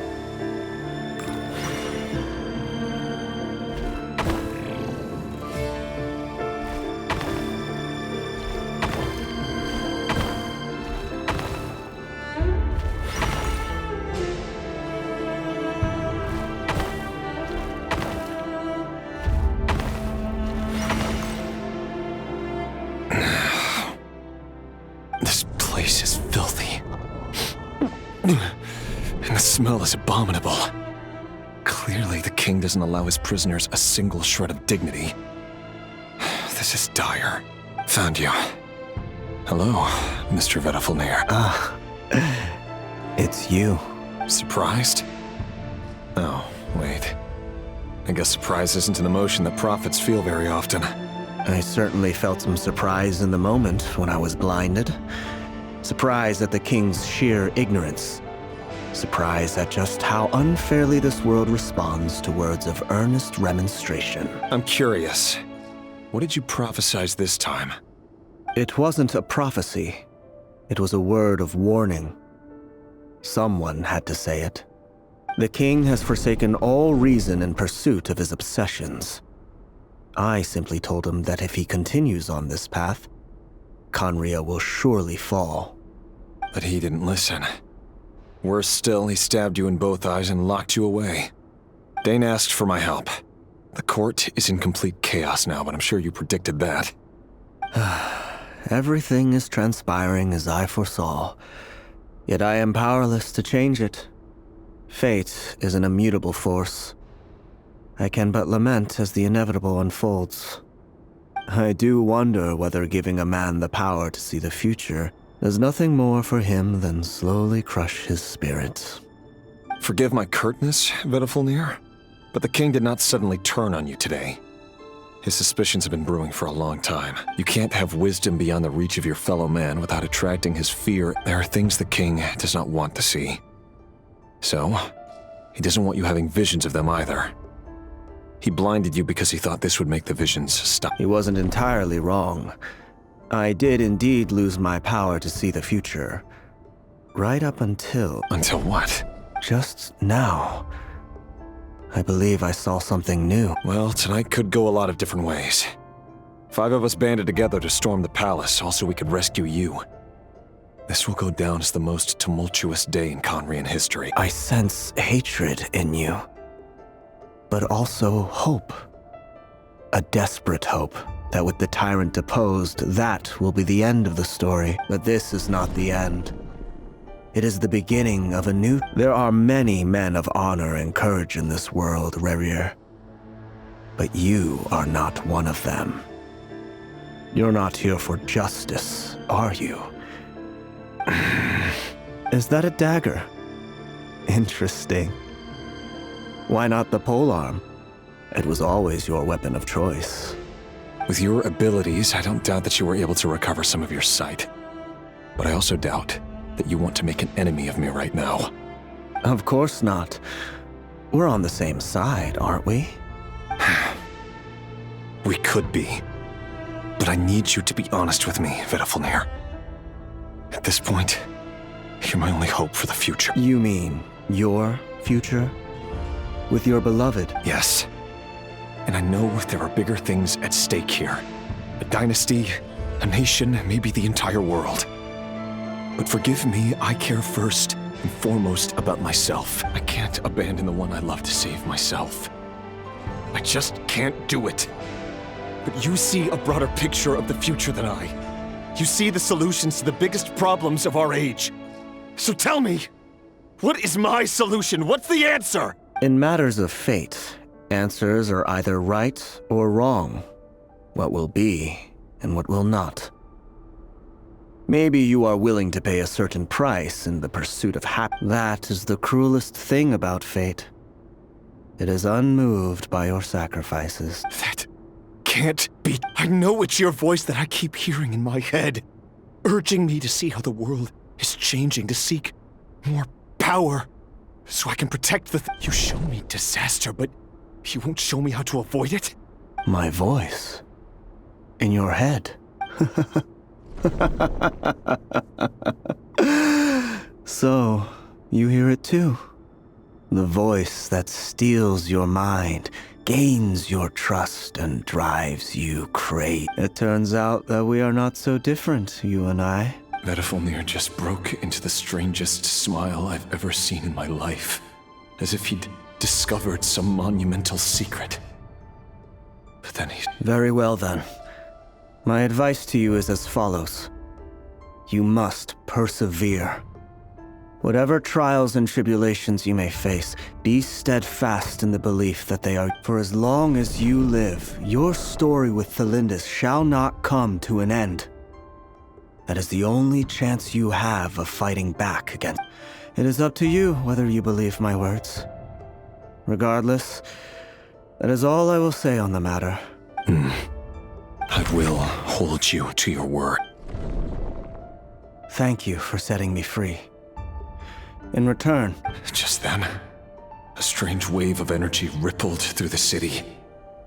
If I were you, I would head to the Universitas Magistrorum. The Universitas? Oh no! I'm sure we'll be seeing each other again very soon, Rerir. Whatever Vedifulnir said, I didn't catch it. I didn't even help him out of the prison. There was no time to look...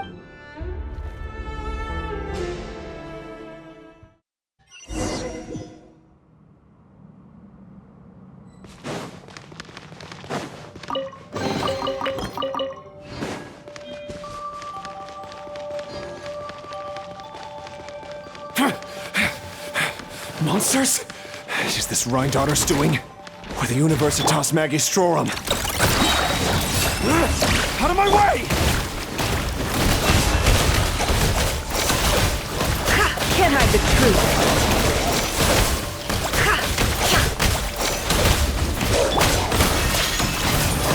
Bring it! Observe. Close your eyes. To dust.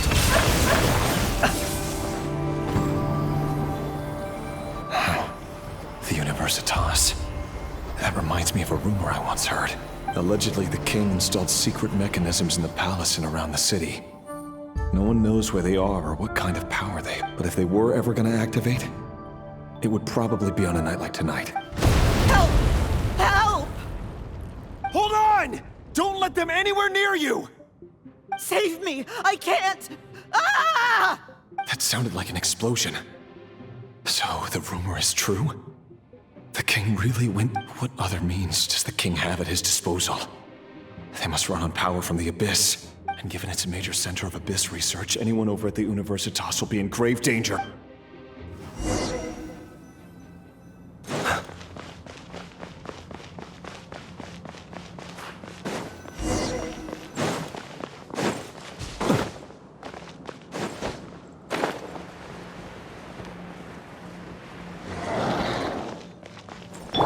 No more lies. The deception ends here. Go claw! Ratchet! Letting great names echo! Closing in. Ills be gone. Be silent. Observe. Night falls. Can't hide the truth. Ding dong! Fly. Hear the echoes of the valley! Close your eyes. Be silent. Night falls. Observe.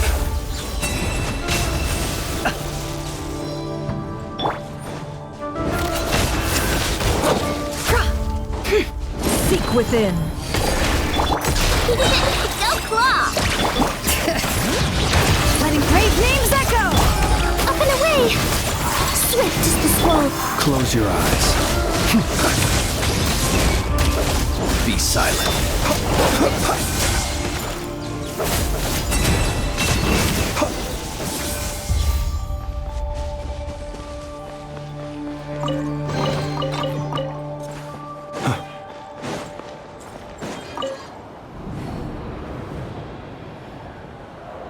Monsters! At the Universitas Magistrorum? Why now? Oh no! They're coming! It's no use. The table won't hold out much longer. The weapons. Where are the weapons? Of course. All the lab equipment was upgraded after the inspection. I'm done for. Is anyone there? I need help! Ah! Stay back! Please stay back!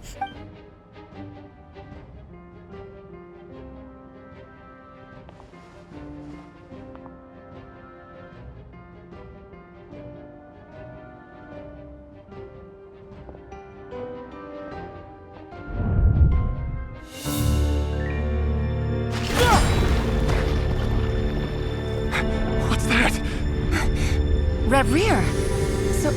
So the rumors about your work are true. What? No! Listen, something happened at the palace tonight. We have to leave! You don't need to lie to me anymore. What do you mean? I know why you're worried, and I will respect the decision you've made. But it's okay, because I found a solution. I know how to end all this. You can have it back. The normal life you so desire. But until then, I'm afraid our wedding will have to wait. Celindus? No, don't do it! Celindus! Celindus!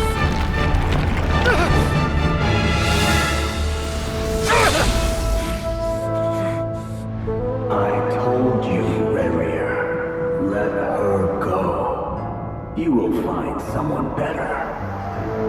No! No, I won't do it! I have to save her! By what means exactly? A lowly pawn. You lack the power and the strength of will. Do you know a way? Tell me! Come to the palace. Join us.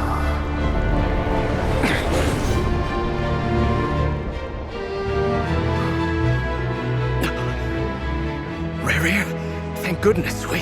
Step forth and take your share. You made it. Not you too.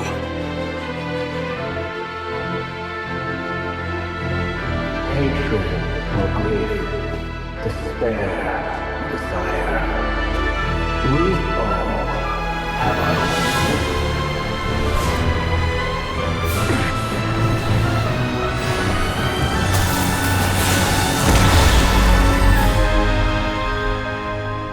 Rerir. Rerir. Thelindis? Were you daydreaming?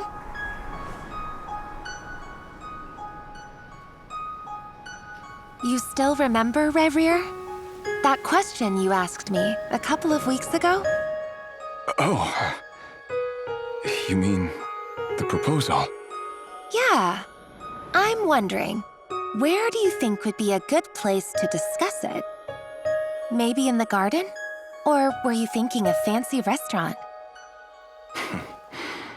It's your choice.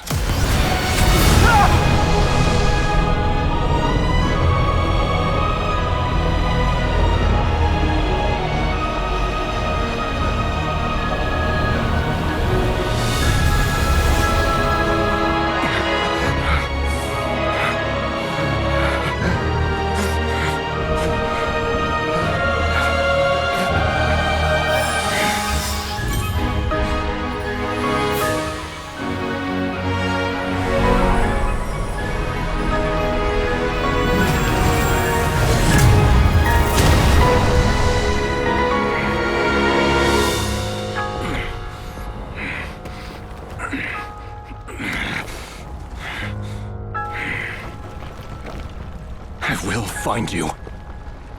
And then, you can give me your answer.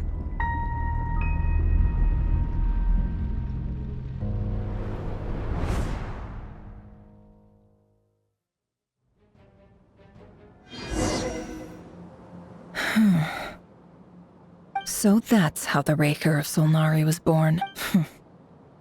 A monster created by circumstance is a monster all the same. Viewing other people's thoughts for too long can get uncomfortable. Right now, in a nutshell, the story of Conria is what happens when the truth falls by the wayside. Everyone tells little white lies, and before long, you have a huge pack of lies that destroys everything. Time to get back. His past is filled with sorrow. But the tale of any fallen civilization is one of endless tragedy. Cruel.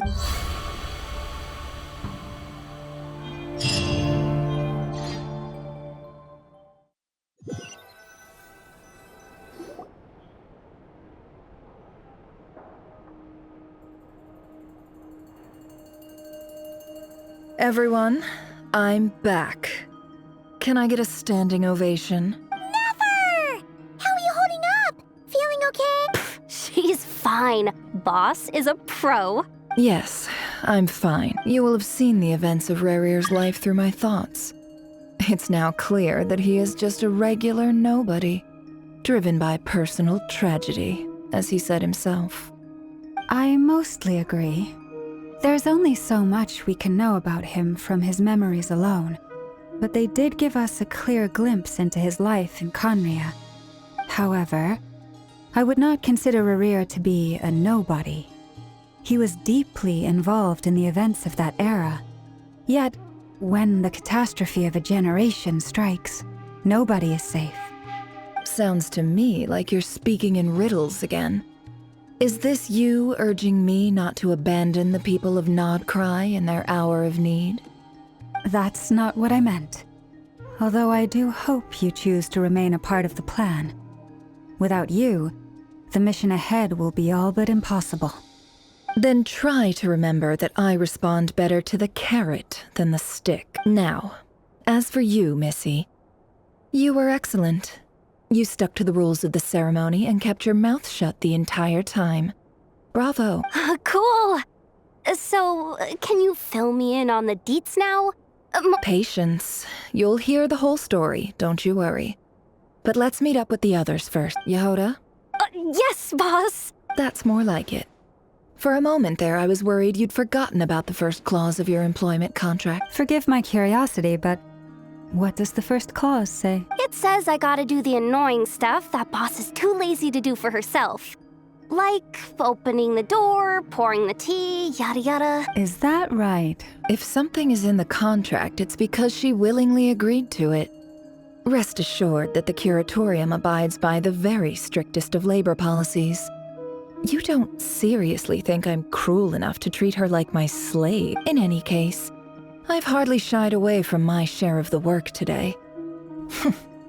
Hope I don't catch Flintz and Varka lounging about in their chairs, enjoying a leisurely cup of tea. There's nothing I dislike more than other people enjoying themselves while I'm hard at work.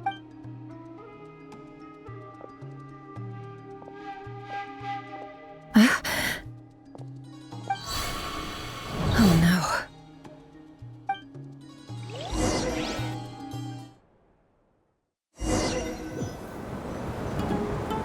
Sorry to disturb you, but we seem to have run into some trouble.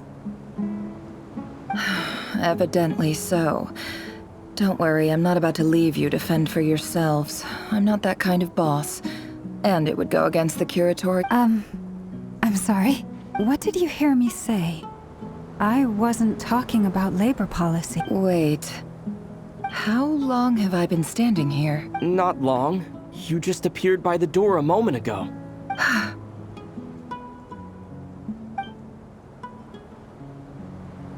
Boss, what's wrong? You look... We've been tricked. We never left at all. Somehow I hallucinated that whole scene back inside the office. Hallucinated? But how? How indeed. This place should heed my will alone. All thoughts and actions that occur in here are just a result of pawns moving across the chessboard in a carefully calculated manner. And nobody has access to this chess set but me. So you control everything in here? More or less. But yes, it's a special technique of mine. Has anything like this ever happened before? Only once.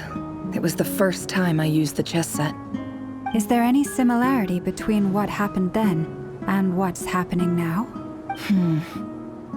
I suppose my thoughts are a little turbulent, which was also the case my first time. Is there anything I can do to help? The first clause of your contract clearly states that I only need your help with things that I'm too lazy to do myself. Meaning you're not feeling lazy right now? Meaning this is not something Yehoda can help with. The chess set is a personal treasure that I alone understand. I must be the one to find our way out of here. Boss, it's fine. Really. Let me do something useful. Oh, listen to you. Whatever would I do without you, Yehoda? What? Really? Yes, really. Where would I ever find another employee as obedient and servile as you?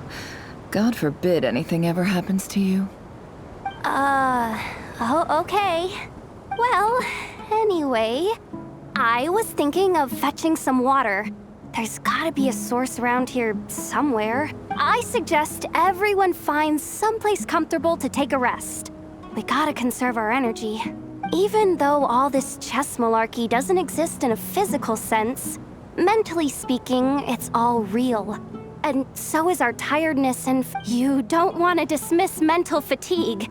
Just because it isn't physical doesn't mean it's any less serious. But anyway, I got your backs, so don't worry about a Don't I have the best employees? Jealous much? If we can find a suitable time, I'd love to borrow Yehoda for a day to help out at the Frost Moon Scions. Would you be amenable to that, Boss Nefer? Oh, Lauma. Have I ever told you just how pretty you are? Beauty runs from the tips of your antlers to the depths of your imagination. Time to rally, everyone. Follow me. As we continue our journey, the same rules will apply. That means stay focused and no talking no matter what we encounter. And don't disturb the chess pieces. You have my word that I will get us all out of here.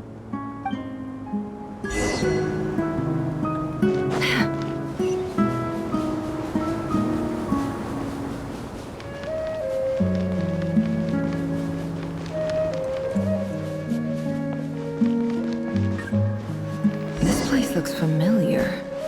That's not a good sign. I wasn't expecting visitors at this hour.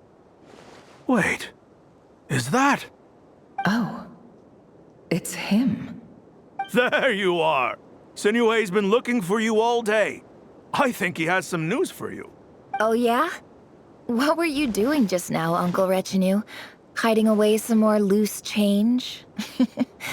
I know I saw some Mora. What do you mean, loose change? Oh, come on, I'm too old for this. Just pretend you saw nothing.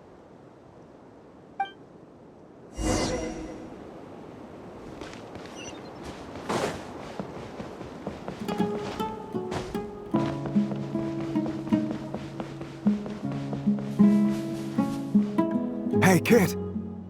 Mind telling me what Sinuhe's been up to recently? I'm trying to get in his good books and I need a way in. Get in his good books? Why? What do you want with my dad, Uncle Apepi? I've written a new song. I was hoping to showcase it at the next festival, but I'll need his approval. A new song, huh? I'd love to stay and listen, but unfortunately, Uncle Retinue says my dad's looking for me. Well, there's plenty of time and I'm not going anywhere. See that pile of stones? I'll be sitting there warming up my vocal. Pile of stones. Got it.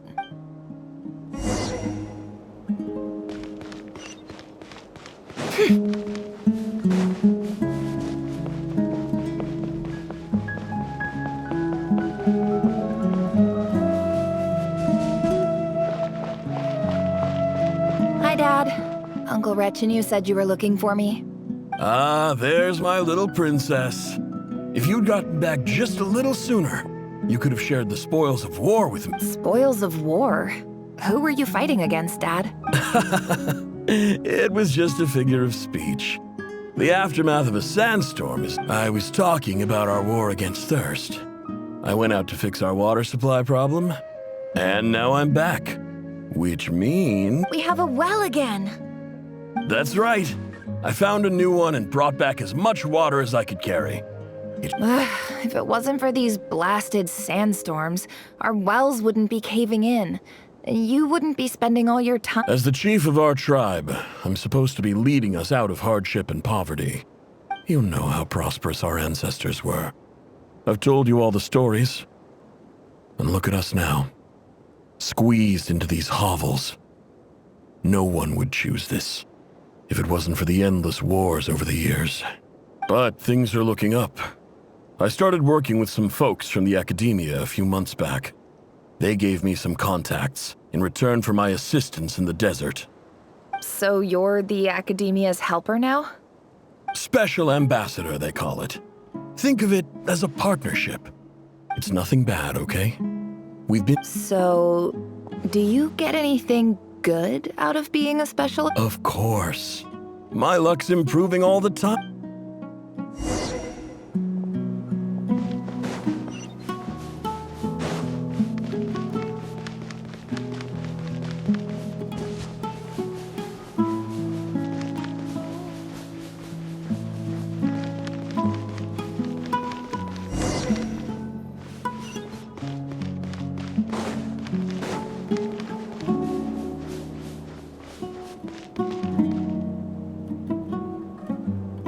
That's our well, and you know it! You stole from us! Well, you've gone from chief to thief! and now you have to face the— Did you really think you could take our water without permission and get away with it? You're either brave, stupid, or both. And that Special Ambassador act? Yeah, nice try! We spoke to the academy. You're a liar and a cheat!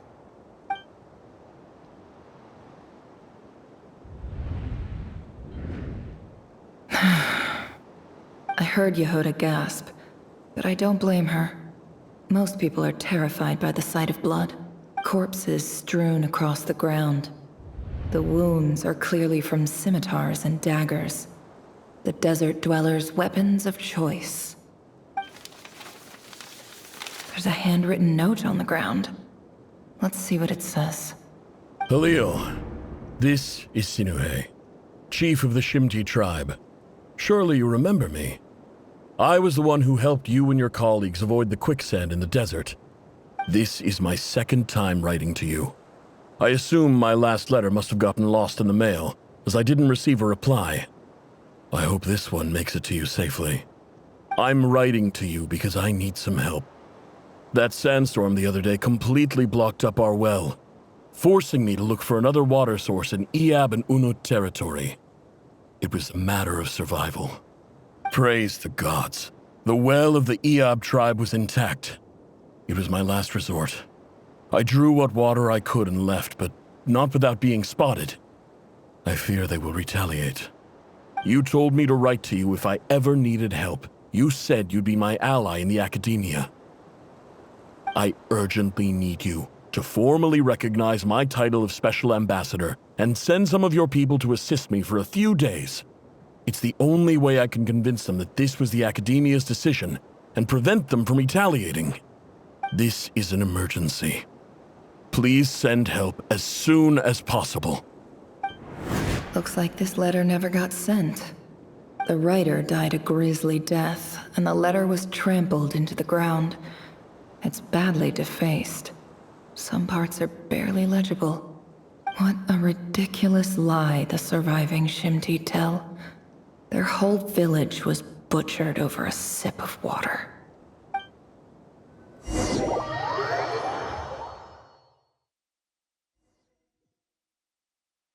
Ah, officer. Welcome. Welcome to our humble village. I thought you would at least have the courtesy to provide some respectable This is the finest wine Aru village has to offer.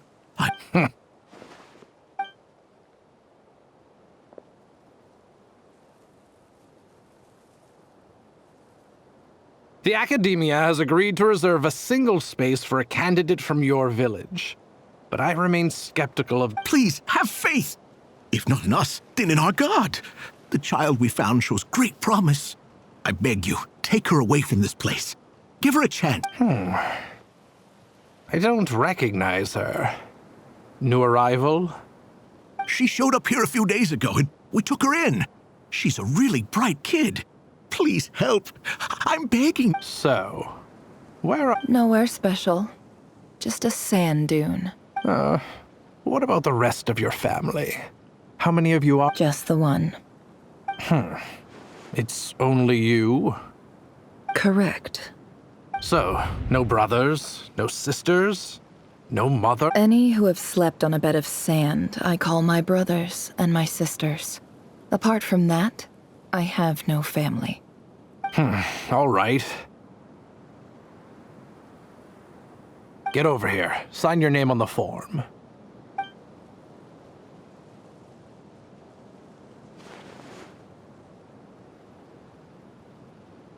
Never?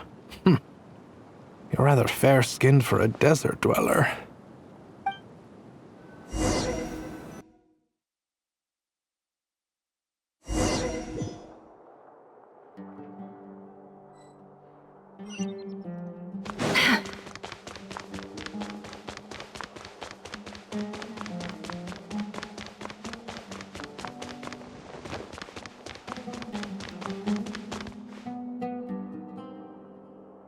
Nefer, this term's assignments have been issued already.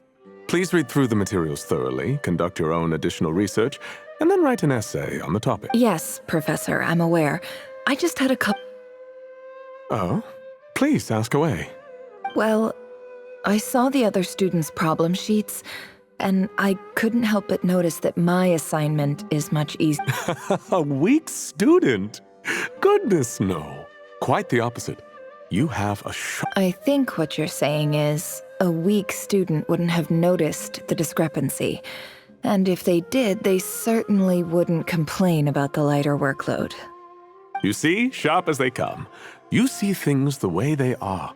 And I'm sure you know why they're... Because of where I come from. I'm sorry, Nefer. I don't like it any... Anyway, you said you had a couple of questions?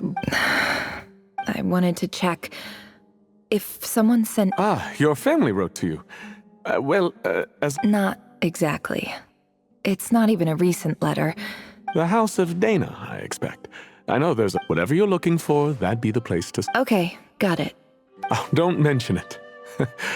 Honestly, Hey, don't. You're a great teacher. And you do your best for all your students. It's not just the academia, either. The whole world bends over backwards for the successful. Oh, my dear child. Don't tell me you've... I haven't. I just think that if you want to make it in this world...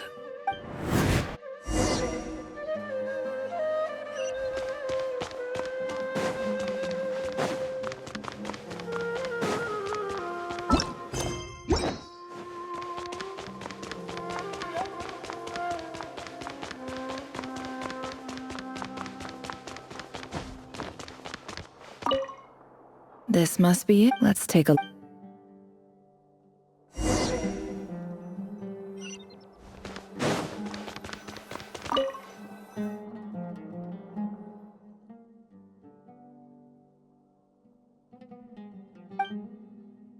A dilapidation. This one was never even opened. Who was it addressed to? This one is a... Guided in clinical terms, these symptoms fit the... This seems like something the academia... Wait, what's this? The note says, the sender authored this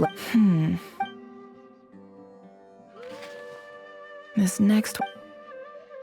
A few words of protest regarding in recent years, however, it appears, as well as receiving dumbed education is the fundamental purpose of this institution. As Grand Sage, policy decisions, I do hope you will give some Great letter, and the sender is...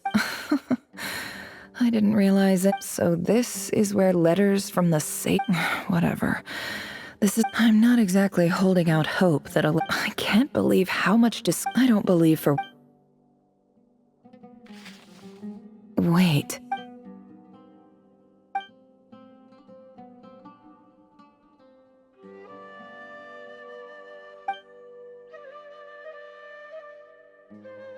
Greetings, Halil. I don't know. In my tribe, learning a person's true name is serious business.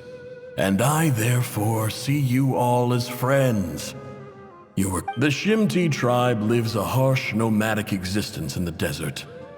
You were sympathetic towards This brings me to my reason for writing. Our tribe has fallen on particularly hard times. There was a terrible sandstorm a few days ago, which blocked up the well in our land. To ensure the Eob and Unut are descended from the Thamudians. While we trace our ancestry to Tulatala, I found a well belonging to the Eob tribe. They declined to help us, but I really had no other option. So I took some water to keep... When we met, you assured me that you would be my ally in the academia. I would like to take you up on that offer, because I really need your help. That aside, the last time you were here, you mentioned that the academia had started accepting students from the desert.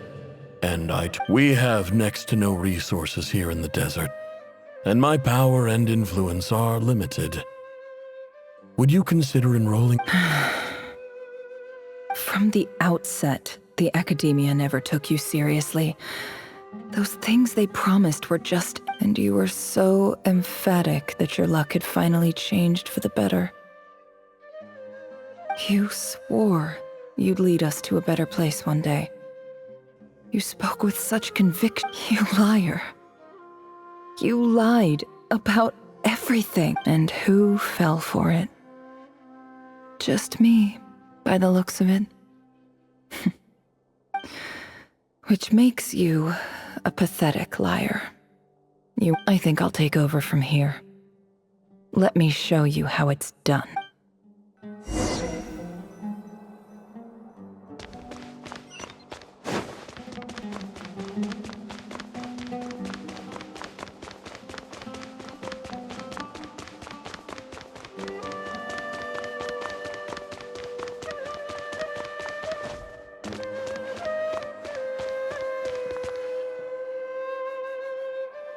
I just came to say goodbye.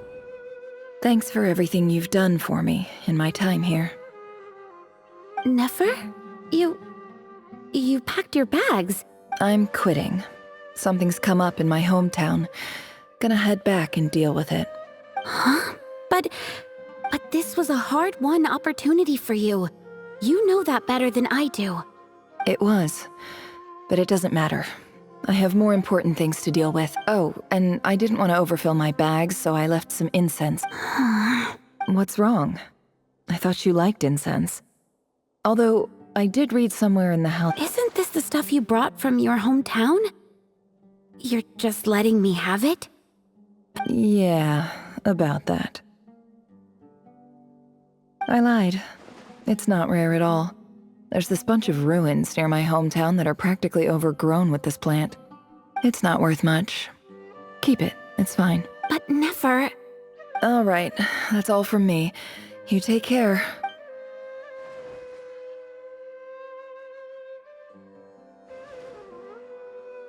Don't forget me, okay? I mean, we're more than just classmates, right? Yeah, I'll remember you. I lied again. That incense is worth a fortune, and it's a rare find even in those— And as for remembering her, I have far too much to do when I get back. No, I'll be lucky if I even make it through this alive. But either way, I expect I'll forget you pretty quickly.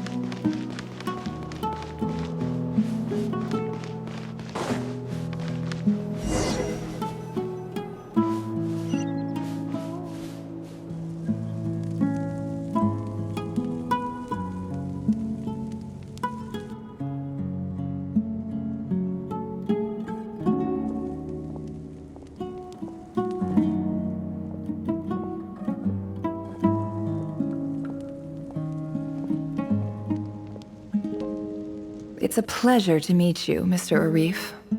So, what does the Academia want?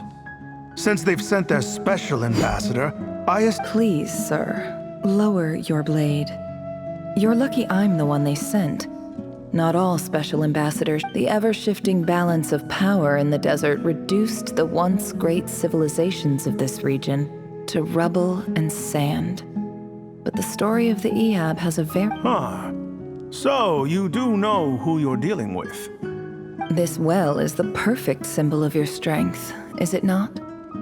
It used to belong to the Unut, but it looks like you have control over it now. You're not wrong. But I'm sure you didn't come all this way just to flatter us. Of course not.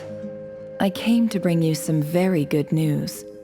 Some information. Records uncovered by the Vahumana Darshan show that a certain well currently under Eab control is built on top of some ancient ruin. I checked the map carefully on my way over here, and I'm confident that this is the well— 50 million? No, wait. If these ruins are as important as you say— Don't get greedy, Eab. We know far more than you think. We know that you seized this well by force. Wasn't that the first step in your rise to power? So what if it was?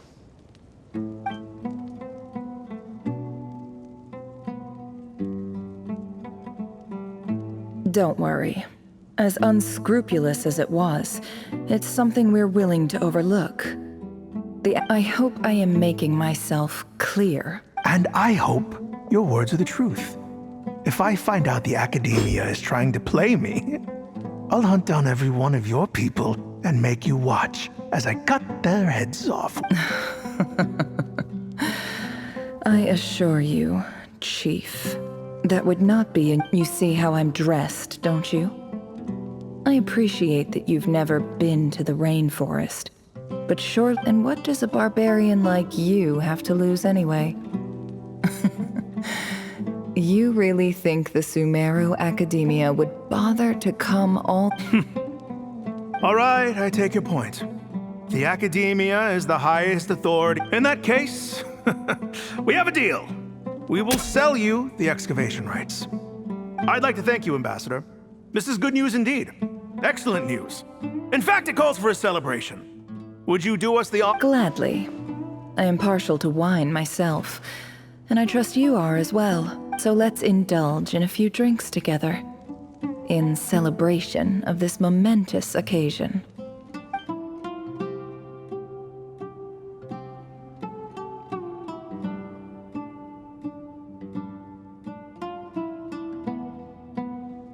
Chief! Chief, it's an emergency! It's the Unut. They've taken the well. What? Well, don't just stand there. Take it back. Yes, Chief. I have every confidence in the Eab's military superiority, and What is it? The Unut's response was alarmingly fast. The day after we reach a deal, they seize the well. This can't... I don't think so. I am obliged to remind you, Chief, that the Academia will only deal with... No! Please, Ambassador, just give me some time. I swear the Unut will not get away with this. That well is ours, and so is the Mora. Glad to hear it. I will wait here for an update. If there is a traitor, I will find them. In the meantime, make yourself at home. I'll report back as soon as I have an update. Much obliged. Wow. All it took was a few words and I've got him wrapped around my finger. What an amazing... So, in summary, Ambassador, the Academia would rather negotiate with our tribe instead of the Eab. The Eab are ruthless murderers who don't listen to reason. And now they have the... So let me ask you, Chief. If you... Kill them all. Precisely. The Academia does not tolerate those who stand in our... At the same time, there is simply no way that the Academia can be seen to be intervening in... We have our own rules out here. If the rainforest dwellers raised arms against a desert tribe, it'd start a bloody war. Right. We can't confront them ourselves, but we can support their enemies. The Unut have always had natural allies. Weren't the Eab your allies once? You were quick to send them after us to protect... Let me be clear. The Academia wishes to collaborate with the legally recognized rulers of the desert in this matter. We are... Say no more. Good. Then I suggest you get to work. You see, Dad? Lying is easy when you know how.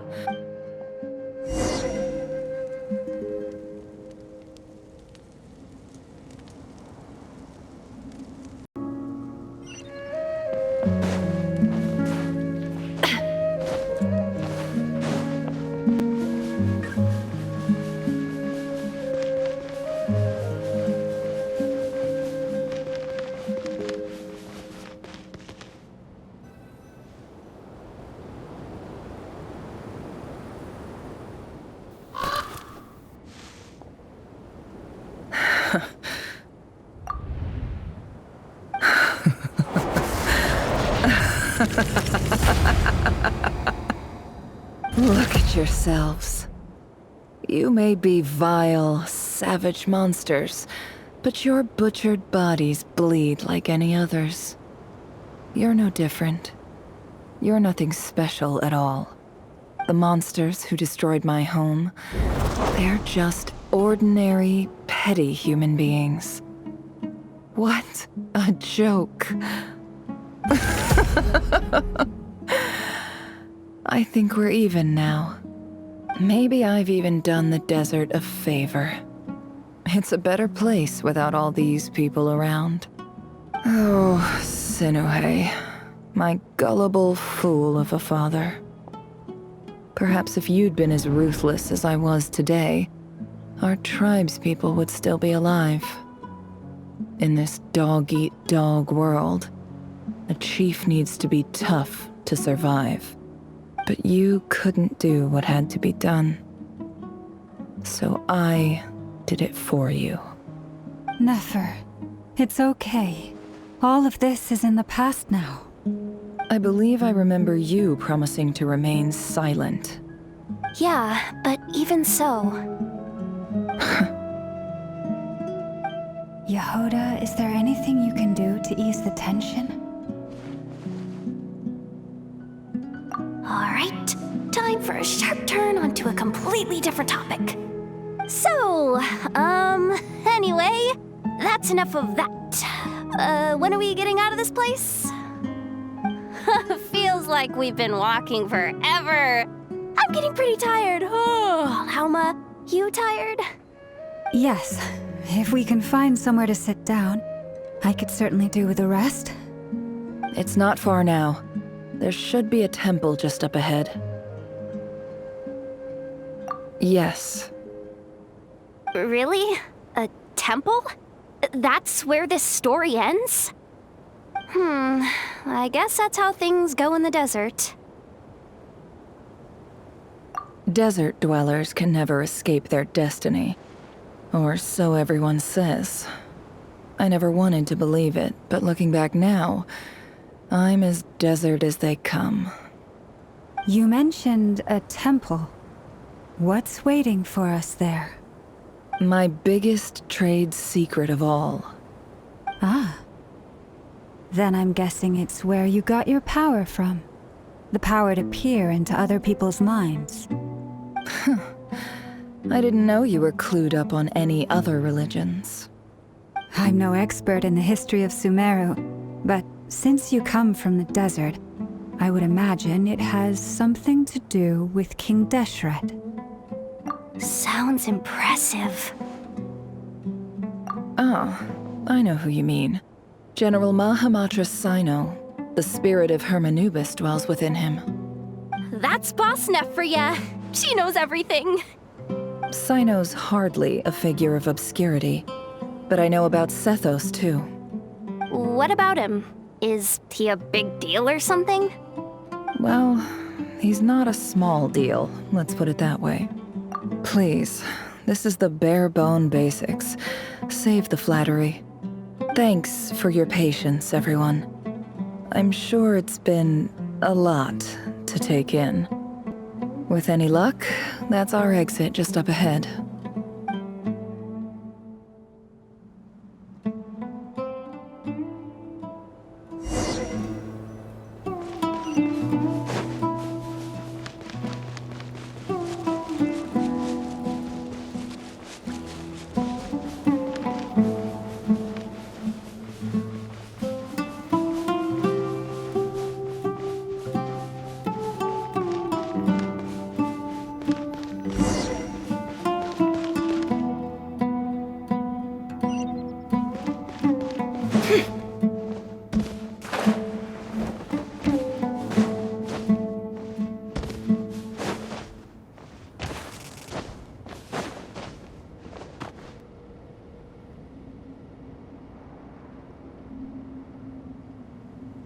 Uh-oh.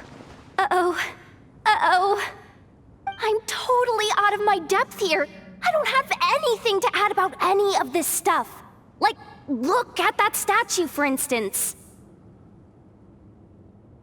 I want to do the whole name-dropping, this girl knows her stuff thing too, but I've never seen anything like it before. A statue with the head of a bird. That's Thoth, the Ibis King, one of the 7 pillars of King Deshret. The legends say that he, the Crocodile King, and the Goat King were the 3 retainers of King Deshret. Let's take a look.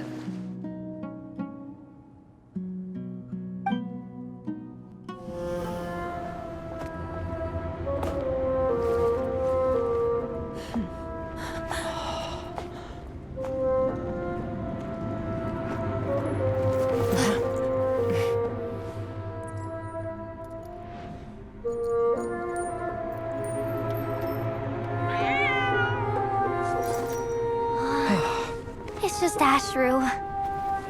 So, all is well?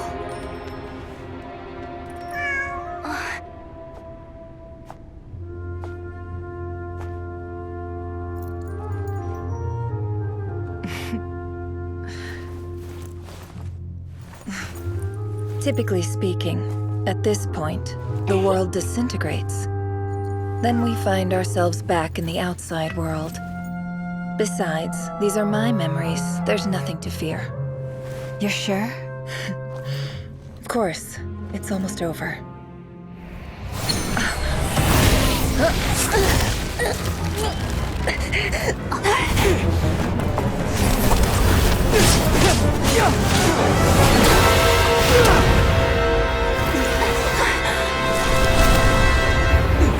Never! Hold on!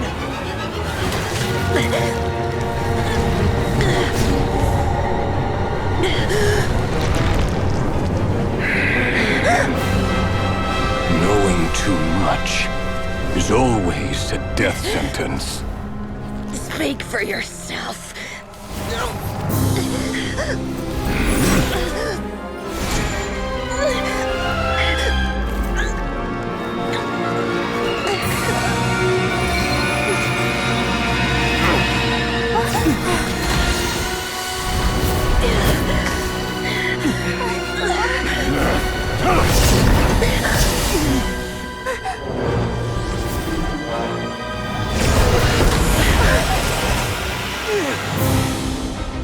How repulsive.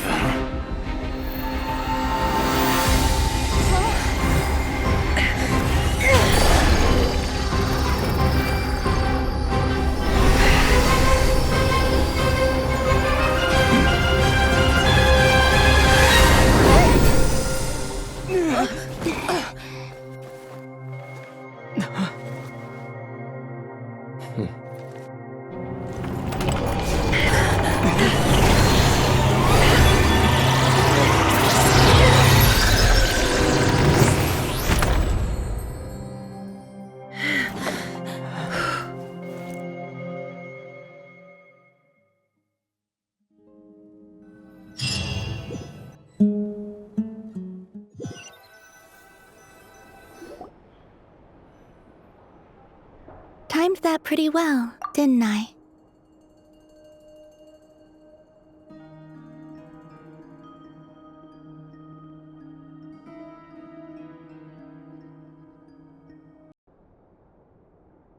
It's okay. I'm just glad no one was hurt. Paimon noticed you doing something too, Dainsleif. Were you helping get them out? Of course. When I asked Nefer to conduct this investigation, I was not naive to the dangers involved. I had a duty to ensure your safety. Good to know your sense of justice is still intact after all these years. I take that to mean that you saw the truth. That comes as a great relief. I certainly did. And thanks to your help, I also managed to trap Rerir inside the chess set. Whoa, really? How'd you manage that? Well, to be honest, I sensed that something was wrong long before we made it to the temple. By using this fragment to probe into Rerir's past, well, the monster formerly known as Rerir, it seems I alerted him. I was tracking him, then he caught on and started tracking me too. Can't say I'm surprised.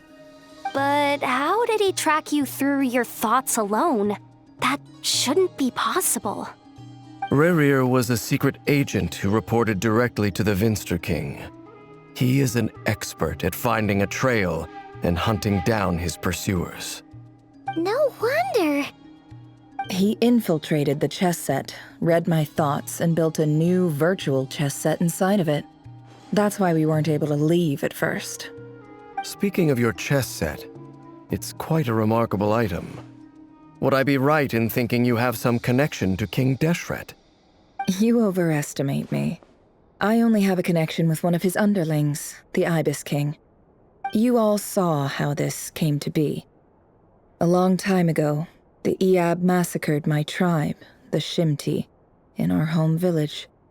A few years later, I enrolled in the academia, where some new information came to light. The Unut and the Iab fought a bitter battle over the rights to a well, all for the sake of a non-existent 50 million mora. The Iab ultimately won that confrontation, but their victory came at the cost of almost every warrior in the tribe. The final blow to the Iab came at the victory feast, when an Unut assassin beheaded their chief right before my eyes. The remaining Iab fled and have been scattered to the winds ever since. Having gotten my revenge, I returned to my hometown, where to my surprise, the nearby temple was still standing. There it was, seemingly immune to the relentless hostility of the desert, while my tribal home lay in ruins. As I stood there gazing at the temple, I noticed a cat just outside. This cat, as it turned out, was home to the spirit of the Ibis King. He led me to a gate deep inside the temple, and there he made a deal with me. This chess set is my gift from the Ibis King. The chessboard within is made to the same specifications as the one in the mausoleum of King Deshret, and represents his power of piercing analysis.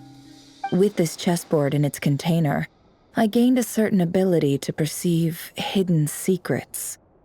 Now, you could conclude that the Ibis King simply wanted to give the people of this world the power to seek the truth, but I don't believe that's the full story. Every god plays favorites. Their hearts are as fickle as any human's, full of secrets, perversions, egotistical tendencies. But precious few gods are willing to admit this. It is the same with all powerful forces, including fate itself.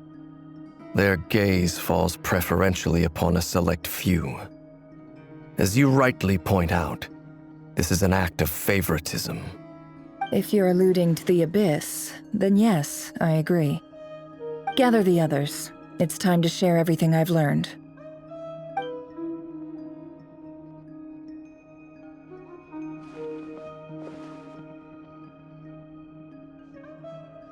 Thank you all for being here.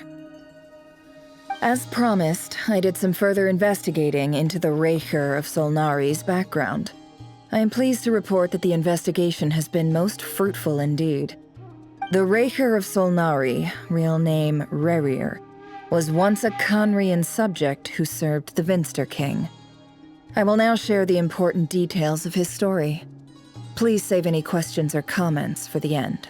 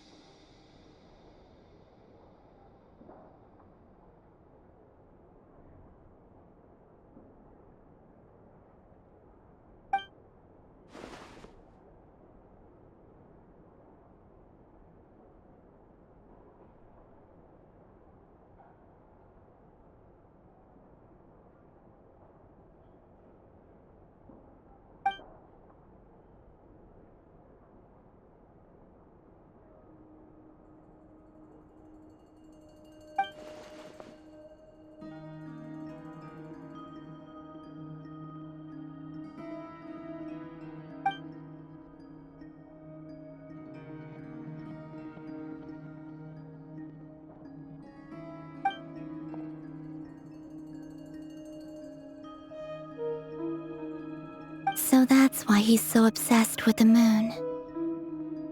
A tragic tale, to be sure. But it does not excuse his many transgressions. No matter how much Rerir suffered in the past, the fact remains that he is what we know today as the Wild Hunt, wreaking havoc upon innocent lives in Notcry. He becomes more dangerous with each passing day. If left unchecked, it is simply a matter of time before all of Teyvat suffers the consequences. This is a threat that the Knights of Favonius cannot ignore. A question for Miss Columbina. Forgive me if this is presumptuous, but have you ever seen the spatial gateway that appeared in Rerear's memory? Never. But I have heard stories of something called the Moon Gate, and this seems to fit the description. Miss Lauma, any thoughts on this? In the lore of the Frost Moon Scions, the moon is believed to hold many secrets. Some sources speak of ancient knowledge, others of a gateway to the unknown. The term Moon Gate is one I have heard before, but as is the case with all of our legends, there are no records of any first-hand witnesses. We cannot know whether it truly exists. Then back to Miss Columbina. As a moon goddess yourself, do you have some idea of where the Moon Gate leads to? Not at this stage, sorry. I do hold the power of the Frost Moon, and my strength is recovering well. I can sense that the gate would open at my command, but... But there's more to the power of the Frost Moon than that? Yes. A moon goddess has the right to open the Moon Gate, since it is a path to the moon. But as never mentioned, holding open a spatial gateway takes a huge amount of power. And right now, I need to conserve my energy to fight the Rahier of Solnari. I'm afraid this is one mystery we may have to leave unsolved for now. I agree. Better to save your strength. But if you'll humor me for a moment, I have a bold conjecture of my own regarding the world beyond the gateway. I highly suspect that neither Tholindis nor Rerear made it through unscathed. The evidence pointing to this is the fact that the Rahier of Solnari exists in the form of countless fragments. With the abyssal power he wields, no ordinary foe can touch him, let alone tear him to shreds. And yet, the Wild Hunt proliferates wherever his scattered fragments lie, drawing hordes of monsters to many different locations across the land. So your theory is that Rerear was physically torn to shreds by some powerful force? Hence, why the Wild Hunt is a distributed phenomenon, rather than a unified one? Makes sense to me. Explains why the Wild Hunt is so pervasive, and why he's been trying to piece himself back together. He was whole to begin with, and he wants to be whole again. Without the power of the Abyss on his side, he almost certainly would have perished the moment he was torn apart. But the Abyss, much like a curse, has kept him alive. I could not agree more.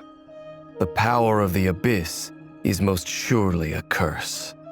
It is a compelling explanation, and one that accords with my present understanding of Abyss creatures. Whether the life form in question is primitive or advanced, if a curse has extended its lifespan unnaturally, it will continue to survive in spite of everything. This raises some interesting questions. I will run some experiments and see if there is any validity to my suspicions. That being said, regardless of whether my research bears fruit, I would like to thank Miss Nefer for conducting such a thorough investigation. Already, it has greatly— My pleasure, Mr. Albedo. I too hope that the information I have shared today proves useful as we look to formulate the next stage of our plan. Hey! What is it, Dainsleif? You look really upset! It's just... when I think of the man I once knew as Rerear, I struggle to understand why things had to turn out like this. The two of you used to be friends, didn't you? I don't know if these words will bring any comfort, but my heart goes out to you. Mine too. We could never know all the hows and whys of the way things are. The moon and stars are full of untold secrets and lies, and the skies are host to many more mysteries than these alone. Yet, none of that can begin to compare with the complexity of human life. Those are the first comforting words I've heard in a long time. Thank you both. Well, I think this is a good place to end today's meeting. I'm sure Nefer needs some time to recover. She's been through an awful lot today. That's very thoughtful of you, Lama. Of course. Sounds good to me. Take some time to rest and digest before we reconvene to nail down a plan.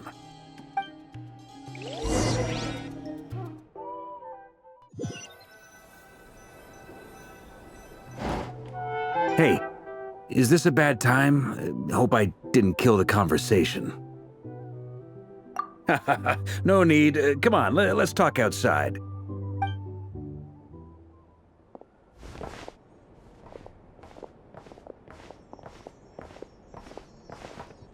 Anyway, Nefer went back to the curatorium to get some rest. But before she left, she shared some things with me that I thought you should be aware of. Firstly, although she managed to trap the Raker of Solnari inside her chess set, there's no guarantee that the power of the Ibis King is any match for one of the 5 sinners. Their powers are beyond our comprehension. It's only a matter of time before he finds a way to break out. We have to come up with a plan and take care of him before that happens. Honestly, my mom figured that might be the case. So, how long have we got? Well, I asked her that same question.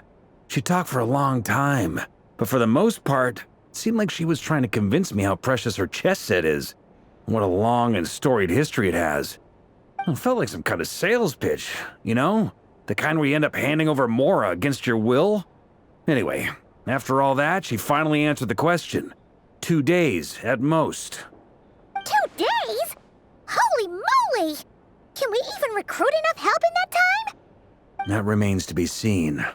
Which brings me to the second issue. Dainsleif is obviously conflicted about this whole thing. But given how little time we have, there's no way we can pull this off without his help. You have some history with him, right? Do you think maybe you could talk to him for us? Great, I appreciate it. All right, on to item 3. So, Albedo, Durin, and I put our heads together and came up with a plan. Can't promise it's gonna work yet, but at least it's a start. We figured we'd bounce the idea off you first. We'll explore it further once everyone's recovered. Oh, Paimon's dying to hear this. All right, so here's what we're thinking.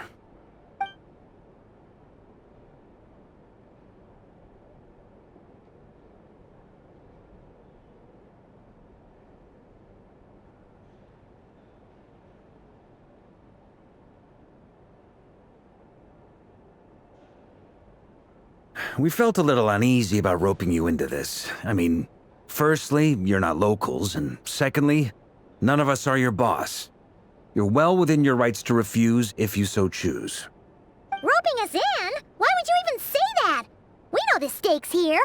It's all of us against the Rayher of Solnari, or none of us stand a chance. I choose my words very intentionally, I'll have you know. I like to think there's an art to striking a down-to-earth tone even when the stakes are through the roof. Sir Varka, I have a few thoughts about this plan. I'm all ears. I think we can be more flexible with how the roles are allocated.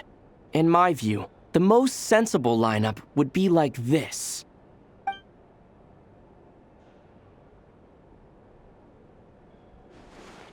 I see your point, yeah. But if that's how we're going to approach this, you'd better make sure you're ready. To be clear, I don't doubt your abilities. Far from it. I just want to make sure. Are you really willing to take all this on? I want to do everything within my power. The Rayher of Solnari is a truly fearsome opponent, and if I do my part, it'll greatly reduce the risk for everyone else involved. Well, that tracks with what I've heard. Jean's mentioned in her letters that you're so diligent it's almost abnormal. As in, most people weigh up the risks and rewards in situations like this. But you seem to just march towards danger without a moment's hesitation.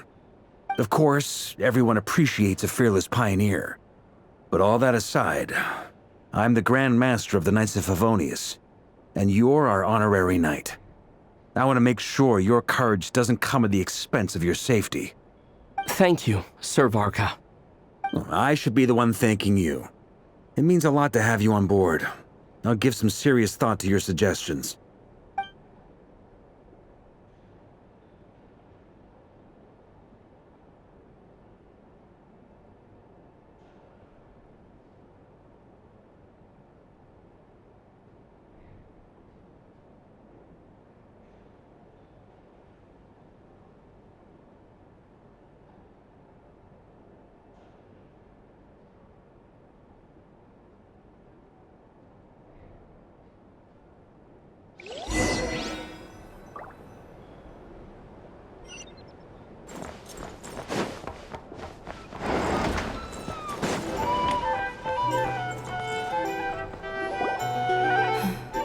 This is a thorough plan, but I do have one last question before we take action.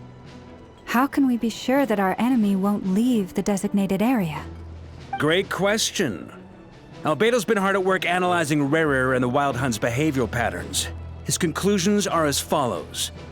Firstly, from the earliest known confrontation until now, Rarer has never displayed any ability to manipulate the dimension of space. So it's unlikely he has any power in that domain. Secondly, he seems to have a particularly strong vendetta against our group. If we put him in a fight-or-flight situation, he'll choose to fight every time. Thirdly, finally, and most importantly, he is consumed by hatred, both for the moon and for his enemies. Turns out, we tick both of those boxes. We have a reincarnated moon in our ranks, and a spy who accessed his private memories without permission. He'll be baying for blood, not looking to escape. As someone who's had their fair share of interactions with the Wild Hunt, those all seem like valid observations to me. Understood. Then I will defer to the verdict of the group. Well, everyone, that's the plan in full detail. Albedo and Durin are carrying out their part as we speak. Plan approved. Scheduling. Okay, any firepower you need, I got you covered. Let's light this baby up. The Frost Moon Scions are behind you as well. And the rest of you?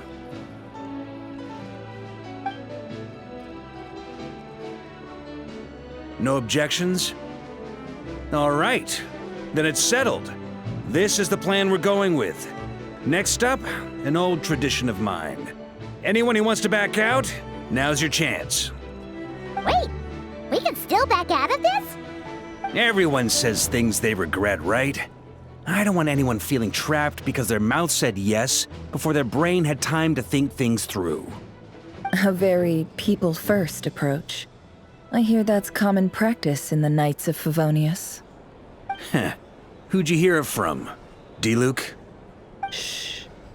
We don't use people's real names at work. This contact will be known only as Owl, please and thank you.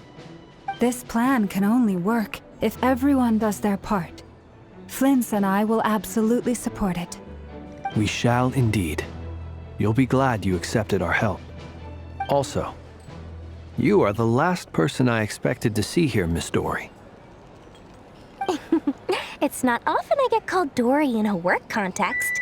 My peers usually call me Lord Sangamabe. So, the longer your name, the higher your net worth. Is that the idea here? In that case, Mr. Flint's here must be worth a fortune. That's right, I know your full name. It's... The walls are thin here. I'd appreciate you keeping that a secret. Okay, fine. I'm actually only here as a favor for someone else. Do you have any idea how much it would cost to hire me otherwise? Oh, does this mean someone out there actually has the power to boss Dory around? It most certainly does not. We have a long-standing and mutually beneficial business partnership.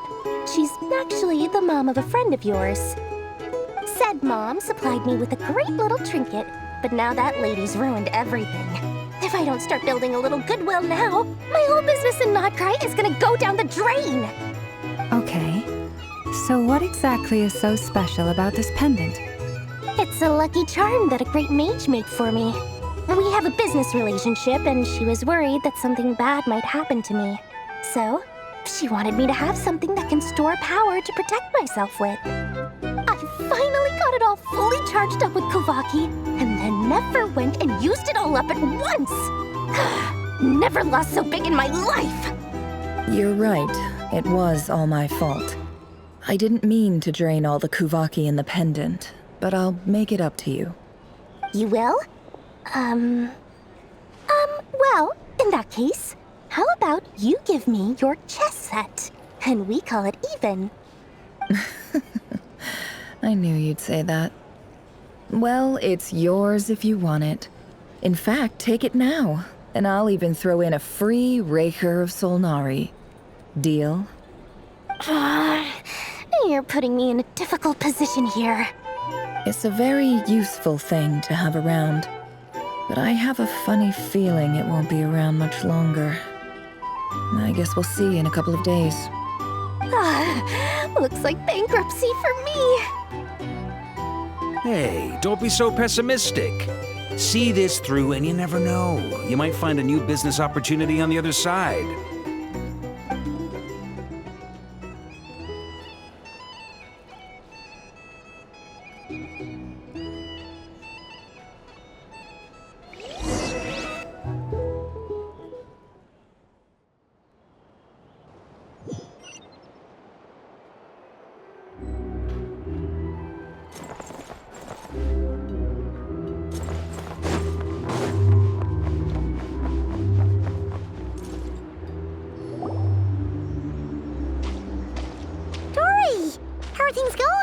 Feeling ready?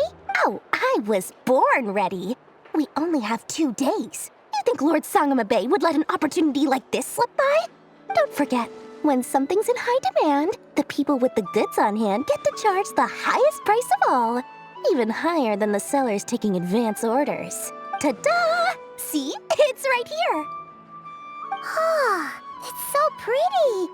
Did you make it? No, I have a supplier. We go way back, so he made me a very attractive offer. Aha! No wonder you were talking about lucky charms at the meeting. You've been getting Kave to make them for you. That's not the full story. It actually started a while back as a project between me and the Dendro Archon. Mage Alice once warned me that this world won't stay safe forever. There may come a day when everyone faces a great crisis. I passed this on to the Dendro Archon, and she secretly brought together a research team made up of Sumeru's top scholars to invent a technology that could keep people safe. I won't go into the details because it's all very complicated, but if you want to know more, you can ask the Dendro Archon about it sometime. Anyway, point being, it was the Dendro Archon who asked Kave to build this little contraption. As one of the top Kashara War talents, he was the obvious choice. Took him long enough. He stressed over it for ages. Must have gone through at least a dozen designs before producing a final product. But that's Kave for you. Marak delivered it to me a couple of days ago, along with a letter from Kave. Could I ask why I'm sending this technology to you? And what's your proposed use case? Has it been approved by the relevant authorities? So nosy. My fault for sending him the research permit to begin with. Surely Nahida must have told him you were involved in this project. He was probably just nervous because you're always so secretive about your business. Could be. Anyway, I just replied, let's hope there never has to be a use case, because it would involve grave danger. Fair enough. But it sounds like he was just being cautious. He probably felt responsible as the one who made it. Or maybe he was asking as a favor for his housemate. He's done that before. Not sure why, though. His housemate doesn't seem to really care that much about this kind of stuff. Either way, all's well that ends well. I'm just glad to finally have my hands on the product. I wouldn't want to be without it, given the potential dangers that lie ahead. Huh? What does that look mean? Paimon's just super surprised. This must be the first time we've ever seen you actually get serious about something. Well, a long time ago, I made a promise to myself. I promised that I was gonna live every day of my life with a big beaming smile. Obviously, Mora plays a big part in that. But there are always gonna be times in life when you have to give something back. That could mean paying back a debt, returning a favor, or showing some kindness. Alice has been a huge help to me over the years. She was the first investor I ever had. And I want my investors to know that Lord Sangama Bay is the best in the business. And more than that, no one knows what the future will bring. Whatever happens, I want to make sure the Dendro Archon and all of Sumeru is prepared to face whatever comes. Oh, that? I was just making sure Nefer and I are square. Don't be thinking it was some sort of benevolent act. I'm no saint, so don't treat me like something I'm not. My priority is doing the business that I want to do, so long as my conscience lets me, but it usually does. That's the Lord Sangama Bay business model. All right, if you say so. I do say so, and that's the whole point. I'm a businesswoman. Don't go trying to figure out what kind of person I am. You'll exhaust yourself. Much easier for everyone involved if you just take my word for it. Oh, and could you two help me get this stuff where it needs to be? Thanks so much. You're my favorite assistants.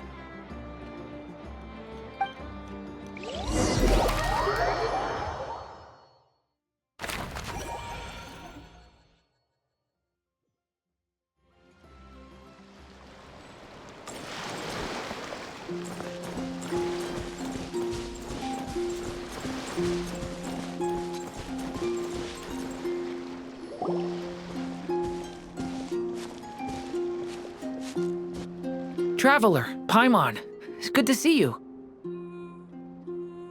Everything going smoothly over here? Sort of. As you're probably aware, Varka, Diren, and I captured some abyssal creatures from the Wild Hunt. Per the plan, we dissected and analyzed some samples of these creatures. The process went very smoothly. The findings, however, come with some troubling implications. What? You can actually dissect the Wild Hunt? That depends on your definition of Wild Hunt and dissection. Harmless, lifeless. These words are accurate descriptions. The Wild Hunt is an interesting phenomenon. In and of itself, it doesn't seem to possess anything akin to a human personality. But taken as a collective, the medium through which the Wild Hunt is summoned does appear to have a soul. Master griped a lot about the wise Horoptatir, and seemed somewhat fascinated with the Faust Certology. But she barely mentioned Rerir at all. I don't think that was because of his lower social standing, though. Anyway, it's a pity. I should like to hear her thoughts on the nature of the lifeform he has become today. It's a strange mix. The furious energy of an abyssal being channeled through a fractured physical existence. A consequence of being torn apart by an unknown power. Perhaps the only explanation for his survival in this state is that he sacrificed a degree of individuality in exchange for a continued existence. Oh, sorry. Once I get talking about interesting research, I have a tendency to go on indefinitely. Back to our research findings. Essentially, they confirm my hypothesis. Rerir's corpse is completely contaminated by the Abyss, and the effects are irreversible. You could think of this as Rerir in mutated form. But in my view, even that would be inaccurate.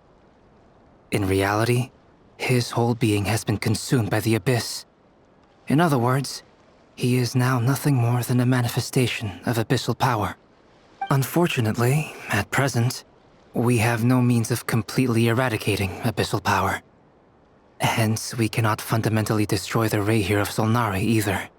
Oh, that's terrible news! So, that's it? We can't defeat him?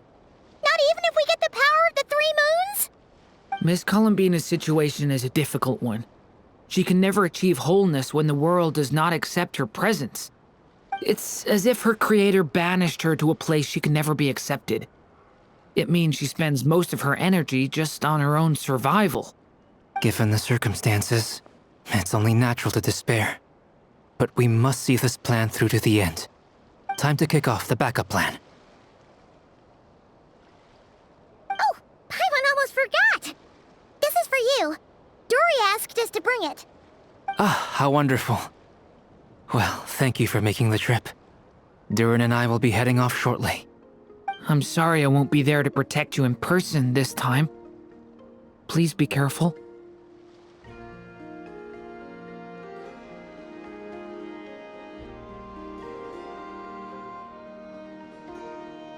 All right then. Stay safe.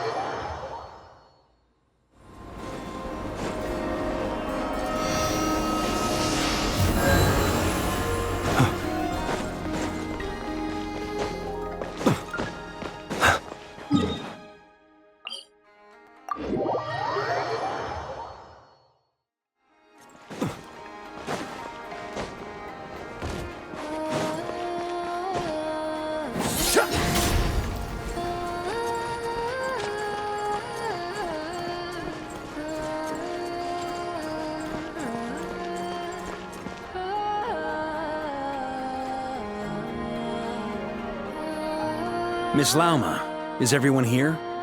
Yes. The fate of my flock is in your hands, Grandmaster Varka. Please keep them safe. My lady, what are you saying?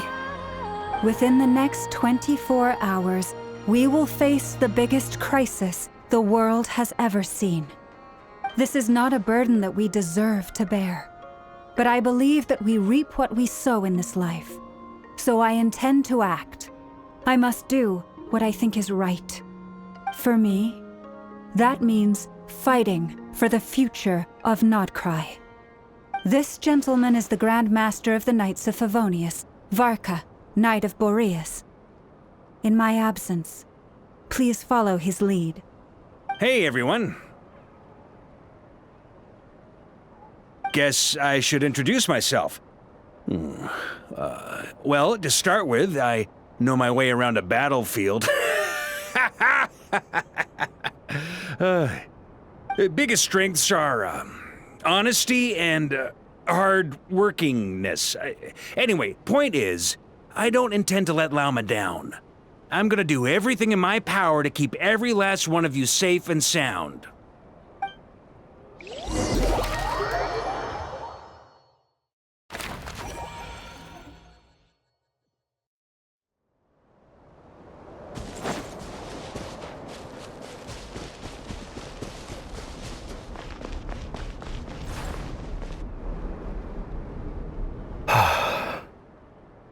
Something on your mind? Miss Columbina, was it?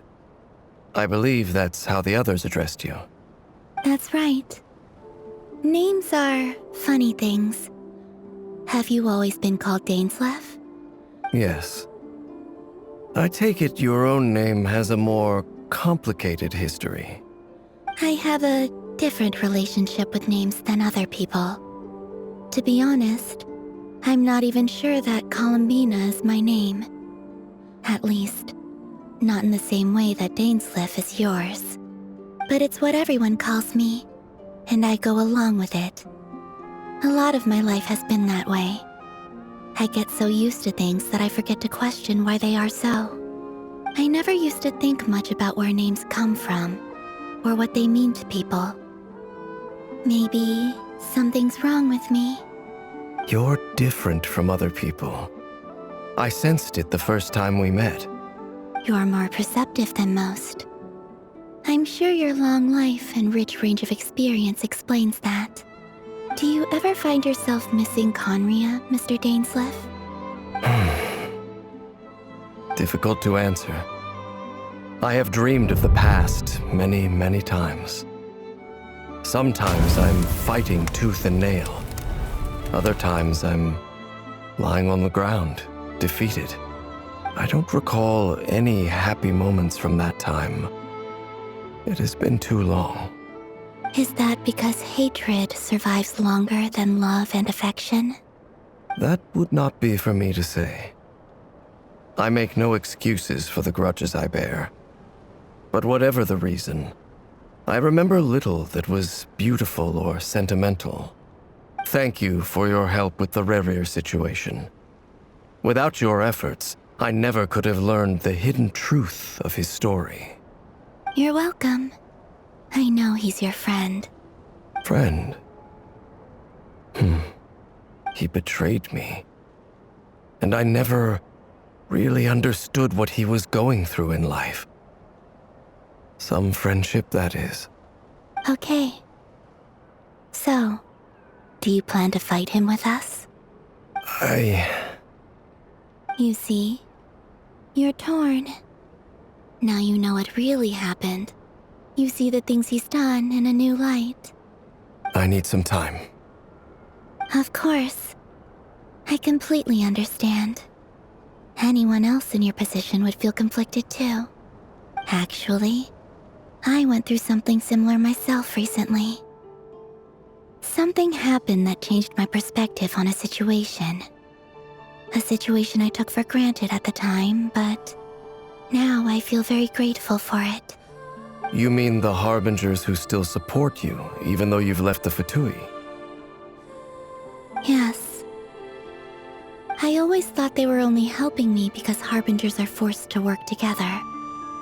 But then I abandoned them. A warrant was even put out for my arrest. And even now, they still support me. Which means I was wrong about them all along. Clearly, they view you as a friend. I feel a little guilty now. I regret not seeing her help for what it was, and not treasuring it. I see the guilt that you're feeling now, because I feel it too. Hopefully, talking about it will do us both some good. Have you noticed that the Traveler and Paimon are over there? I think they've been listening. Huh. Shall we say hello? Sure. Hello. Ah! They caught us!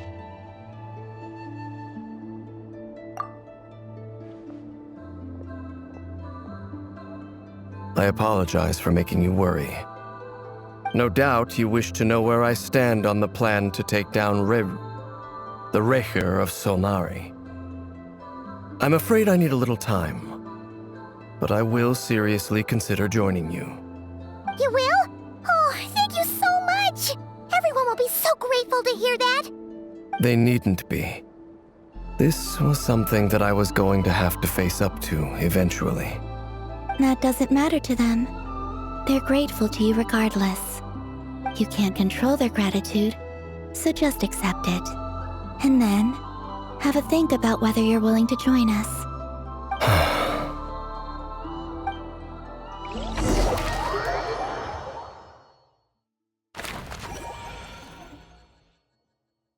It's nearly showtime! Let's go rendezvous with the others. You know the place.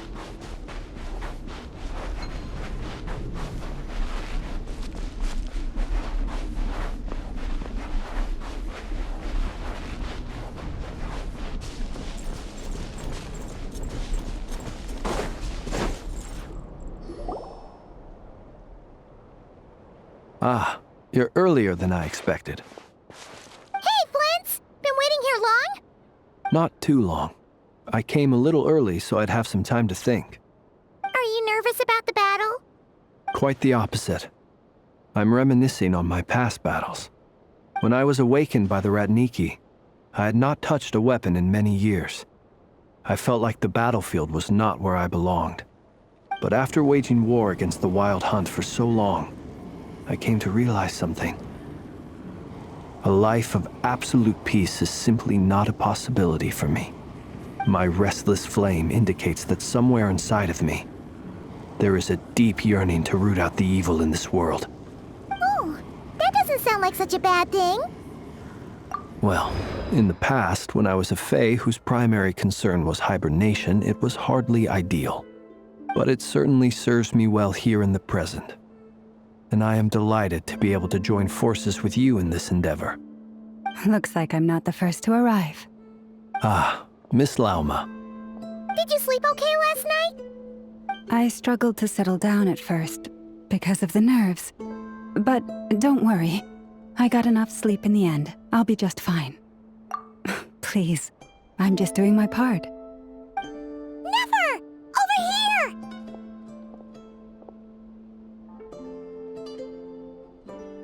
Aino asked me to relay a message.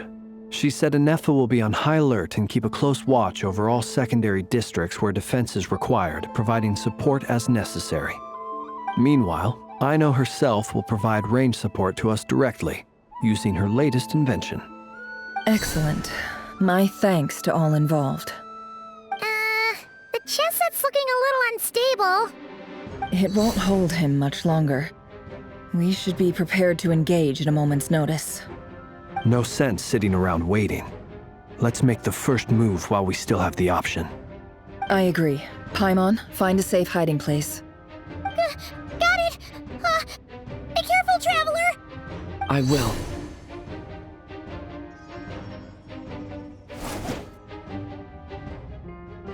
Everyone, take your positions as soon as the battle starts. Every ounce of strength we have in our bones, let us bring to this fight. Ready? Let's go. I've seen all your futile ploys before. You have become the authors of your own demise. I wouldn't be so sure about that.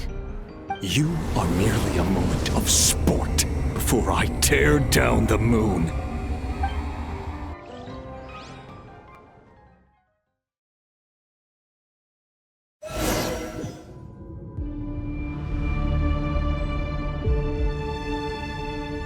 Stay on your toes. Yep, you too. Let me help you guys. The moonlight. The moonlight betrays you. Move. Be silent. Down. Observe.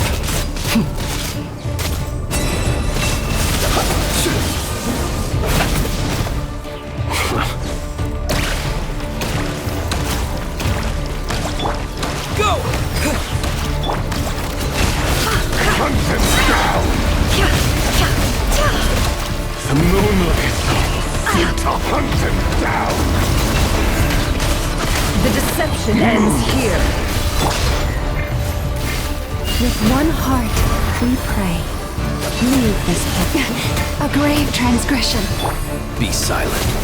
The moonlight betrays you. Observe to dust.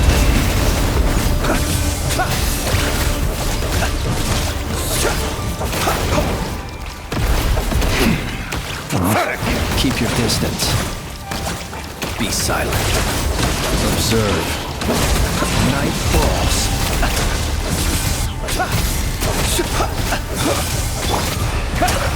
It all adds up.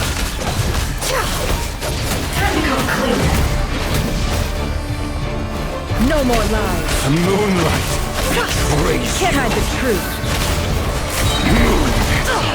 you. Vile. Seek within. You poor lost lamb. Ride across moon. The moonlight betrays you. It began with the moon, and so shall it end. The moon will protect you.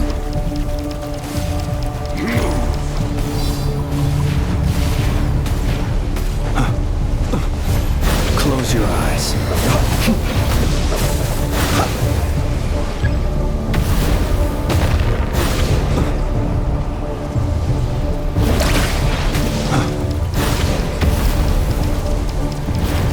Steady now.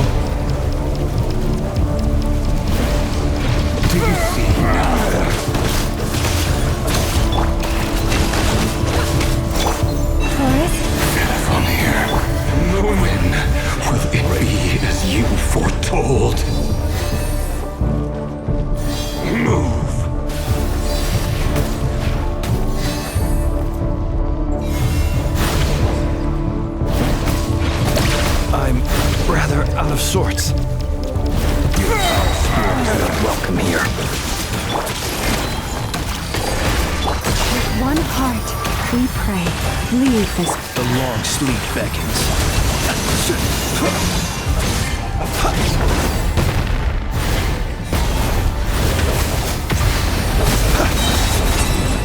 The moonlight!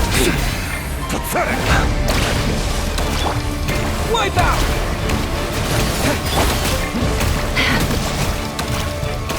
It all adds up. You poor lost lamb.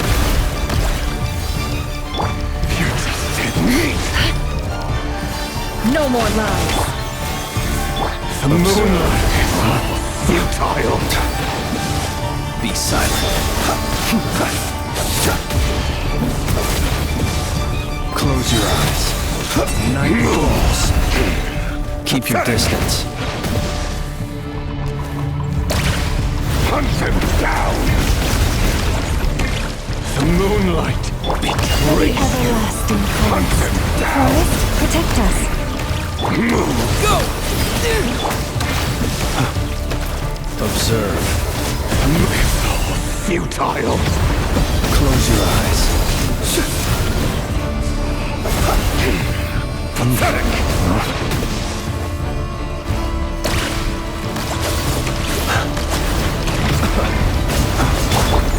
You poor lost lamb. Hunt them down! Seek within. The moonlight It all adds betrays you! Be silent. The night cometh. Close your eyes. It's all futile. Observe. Are you quite finished?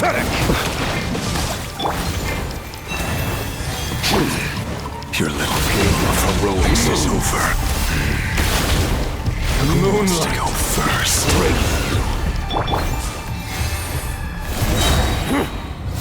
Now, get out of my sight!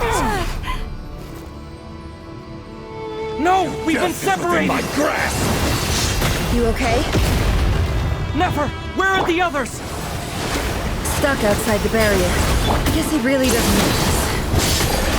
I told you before, knowing too much is always a death sentence. Be careful what you wish for.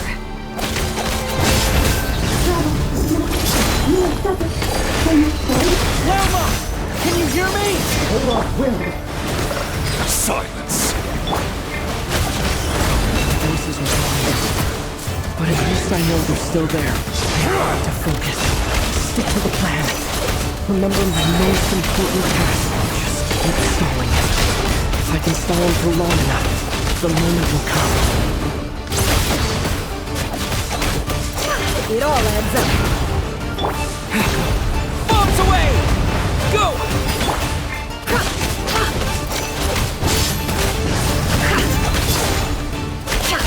Can't hide the truth. Seek within.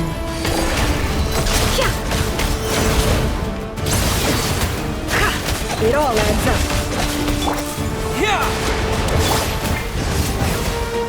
Destroyed.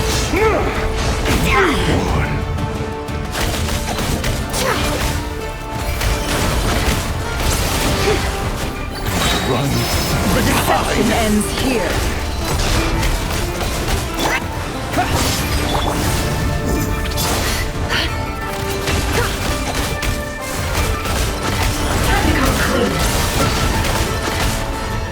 Can't hide the truth. Bombs away! No more lies.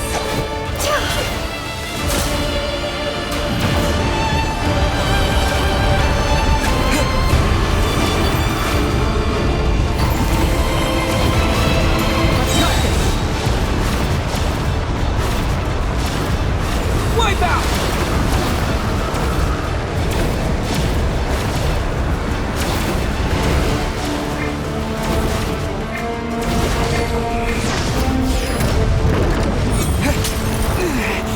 The shield's broken. I can't keep this up. Don't push your luck. How much power will it take? Time to go clean.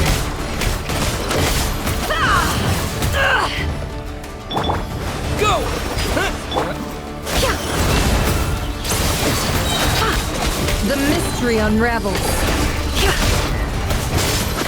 Time to go clean. Can't hide the truth. Bombs away! Go! It all adds up.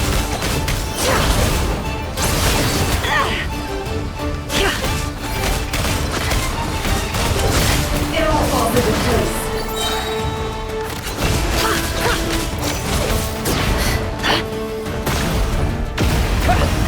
Wipe out! The deception ends here.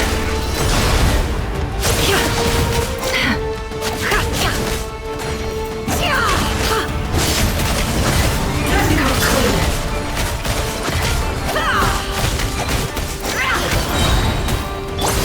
Water jet!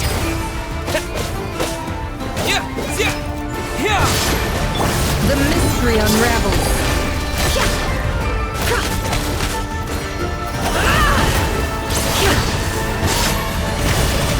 Let's see what you're made of.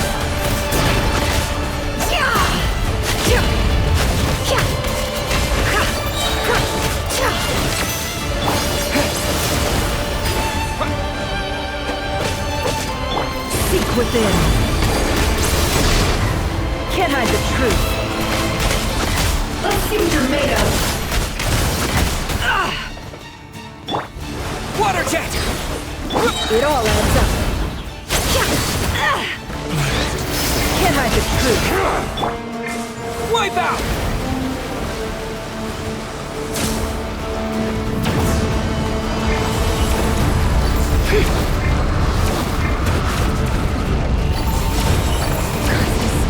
There's no other way.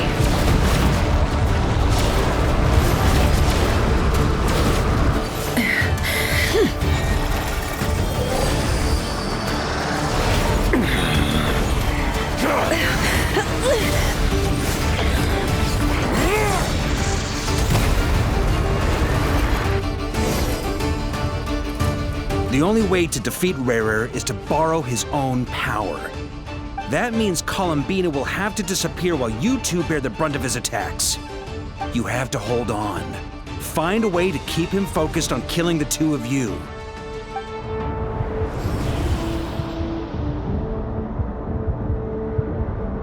Nefer, your eyes are bleeding.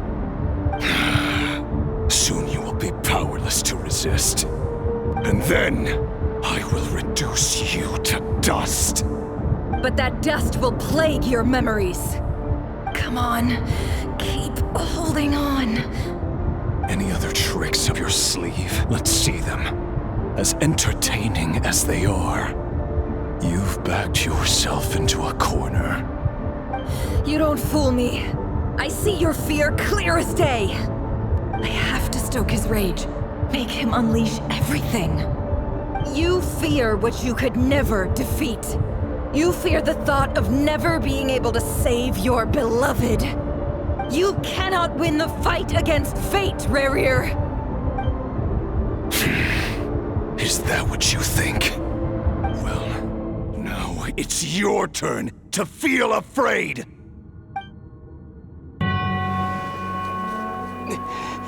You fear the sound of your own name? Is it us you hate? Or is it what you've become? Let's see what becomes of you!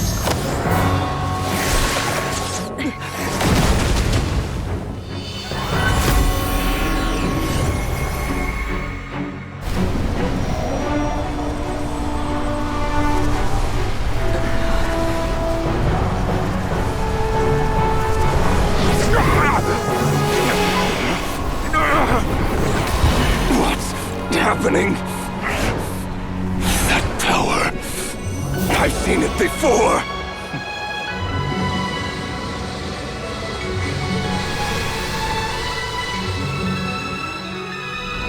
His power is on another level.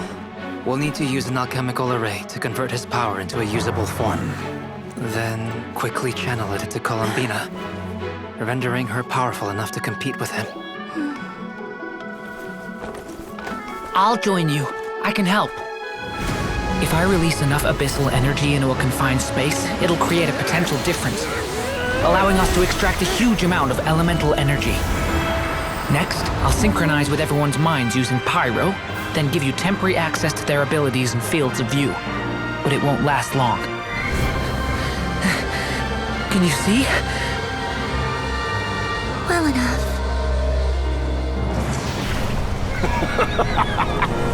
So, we have a student of Gold Rhine-Daughter in our midst. How about that?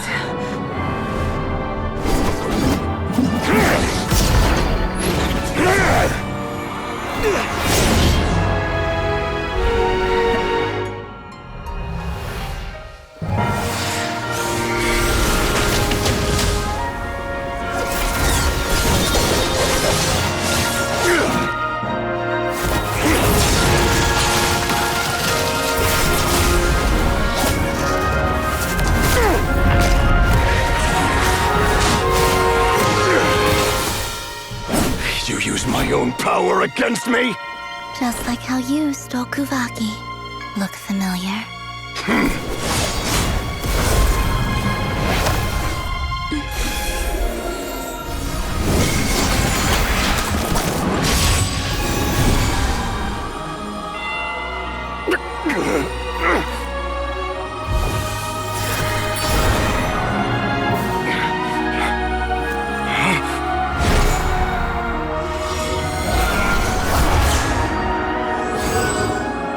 Don't you realize? You don't have the power to hold that gate open! I don't, but someone else does.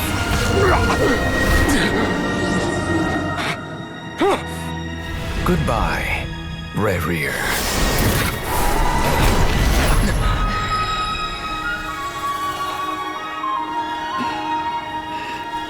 We won.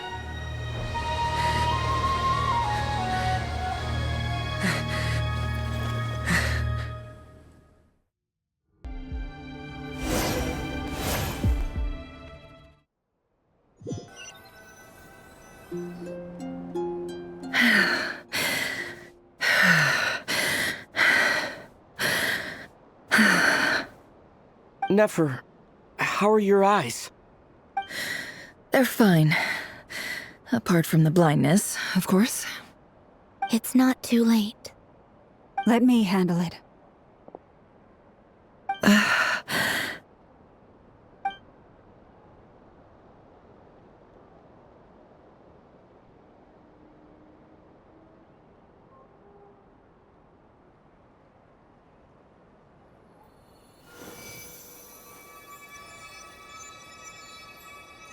Miss Nefer, it's not like you to lose your composure.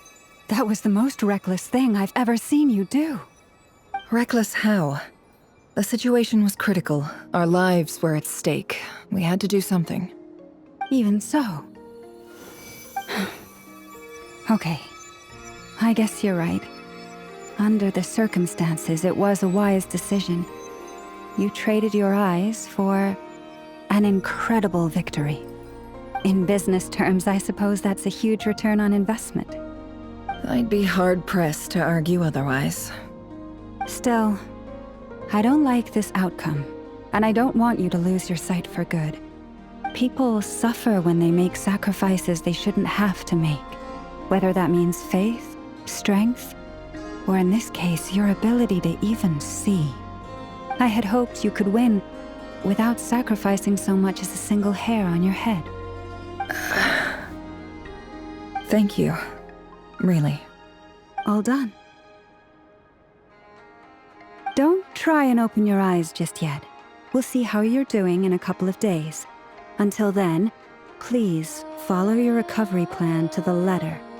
I'll send full details through Yehoda. For now, just get yourself home, relax, and rest. My dear friends, we have fought bravely and achieved a spectacular victory. A dark cloud has been lifted from the skies of Nodcry. All in this land will be grateful for what you have done. The moon will remember this day. Thank you both.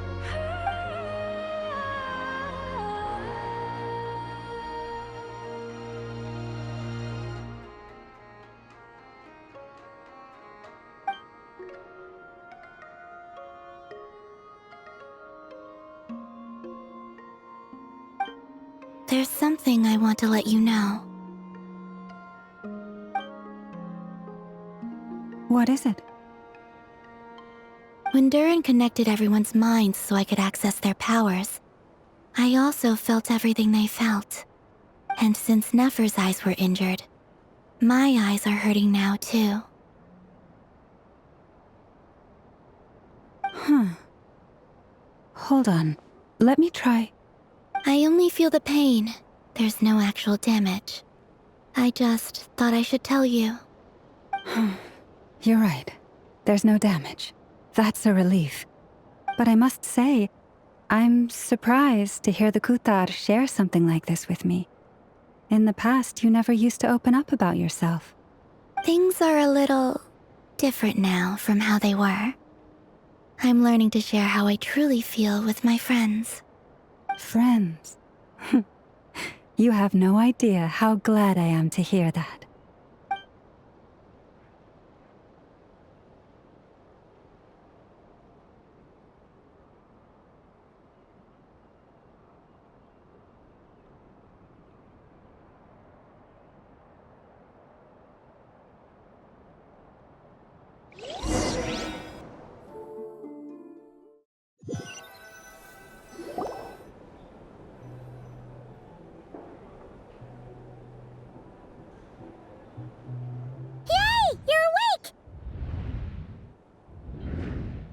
How are you feeling?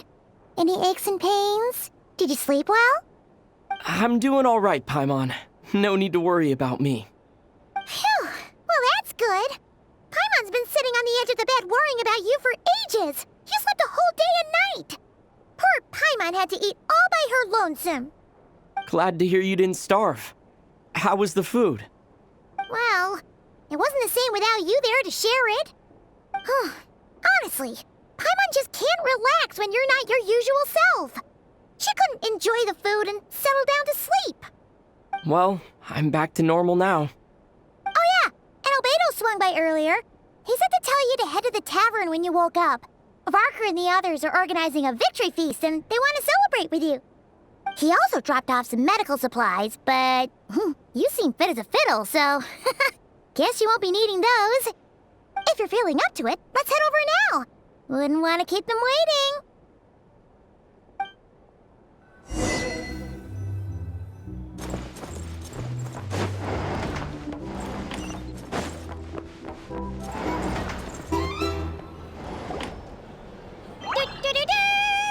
We're here! Oh, Traveler and Paimon! Perfect timing! We were literally just saying how there's no way we're holding this victory feast without you any longer, and we would have postponed it till tomorrow. How are you feeling today? Much better. Thanks. Don't worry about me. Relieved to hear it. If that changes, just let me know. Happy to check you over at any time. Yep, we're here for you. Anything you need, just let us know. Oh wait, where's Nefer? How are her eyes doing? Nefer's right over there. I'm sure she'd love to catch up with you.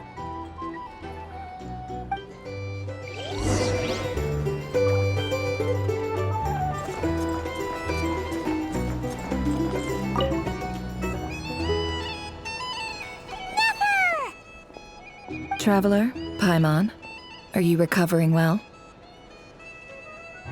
Turns out that moon chanter has some real talent after all.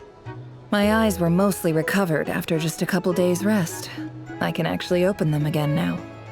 Yeah, but you gotta be careful. Lauma says not to strain your eyes while they're still healing. Yes, thank you. I'm well aware. Yehoda, could I borrow you for a moment? I could do with an extra pair of hands. Oh, sure. Coming. Did you hear that? I gotta go help Lauma for a second. You guys chat among yourselves. I'll grab us some drinks on the way back. Paimon, you still like 'em sweet? You bet. Make it extra sweet, because Paimon's earned it. Sure thing.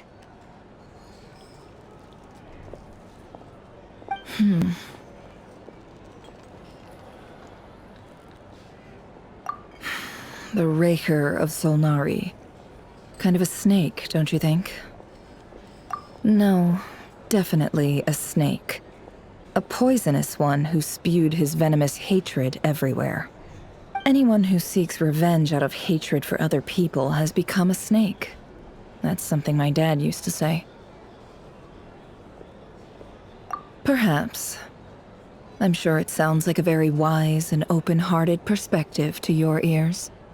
But me? I think hatred is a perfectly justifiable emotion. What else is left when everything you depended on in life gets stripped away?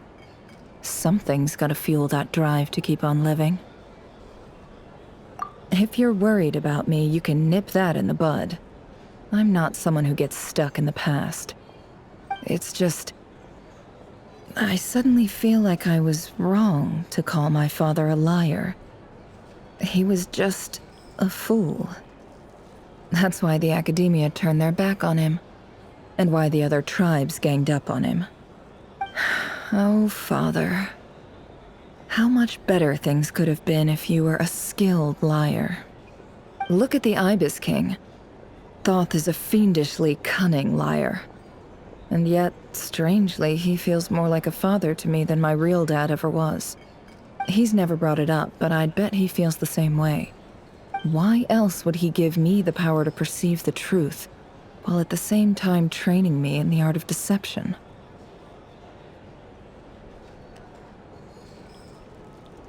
Well, King Deshret banished him to Aru, which is essentially a prison, and posed 3 questions to him. He promised that he'd have his freedom if he could find the answers. His response was to take on a physical form and approach me, hoping that I could become his envoy and search for one of the answers on his behalf. Did he really think I'd fall for that? He's stuck there. He can't make me return what he gave to me.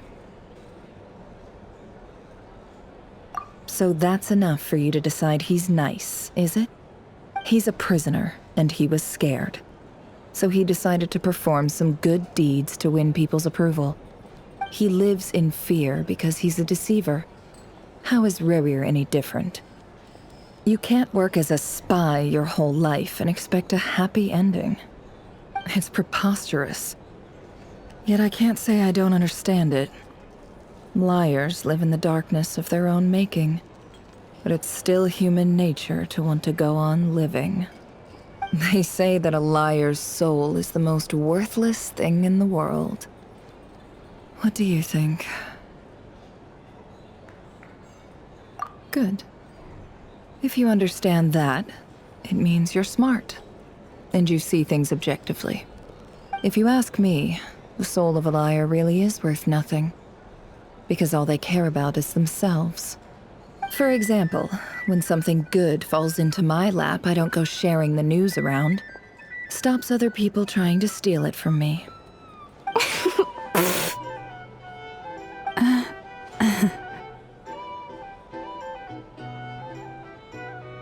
So be it. They have sharp ears. I can't keep anything from them. Oh, is that what it looks like?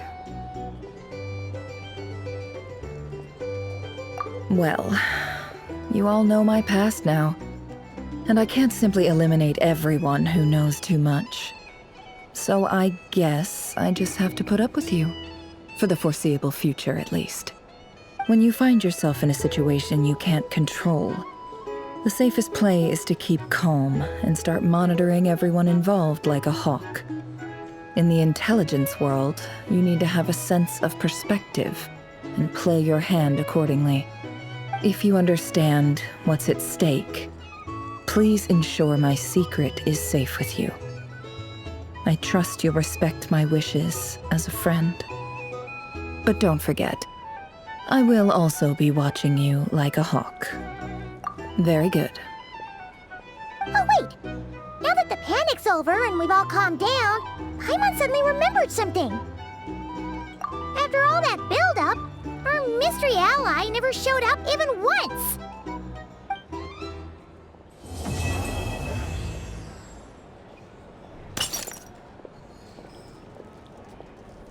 Huh? Am I imagining things?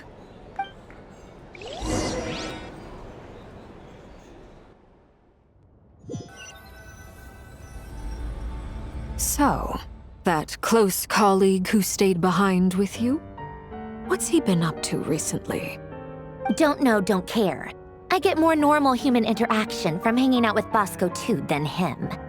Although, now you mention it, he hasn't bothered me in a while. I wonder if... If he's disappeared without a trace, it's the biggest gift he ever gave to the world. But I somehow doubt that's what's going on. He won't lie low forever. So we'd better stay on guard.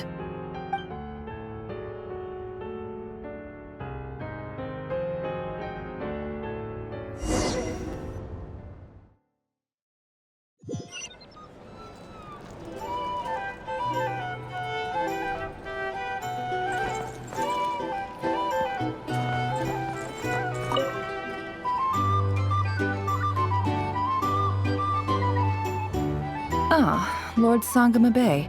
How lovely to see you. I must thank you for the device you provided. It was an enormous help. Would I be right in thinking that it was developed by the Academia? Why come and ask me when you clearly know already? I mostly came to thank you. That's more like it. A little gratitude goes a long way with Lord Sangama Bay. Play your cards right, and you might even stand a chance of becoming my long-term supplier. The chance to work with such a kind and charitable investor as yourself would be a great honor for the Curatorium. Huh? Charitable? Who said anything about charity? First time hearing about it. Let's see. The first plot of land you purchased in Nodcry, your desert interests, and...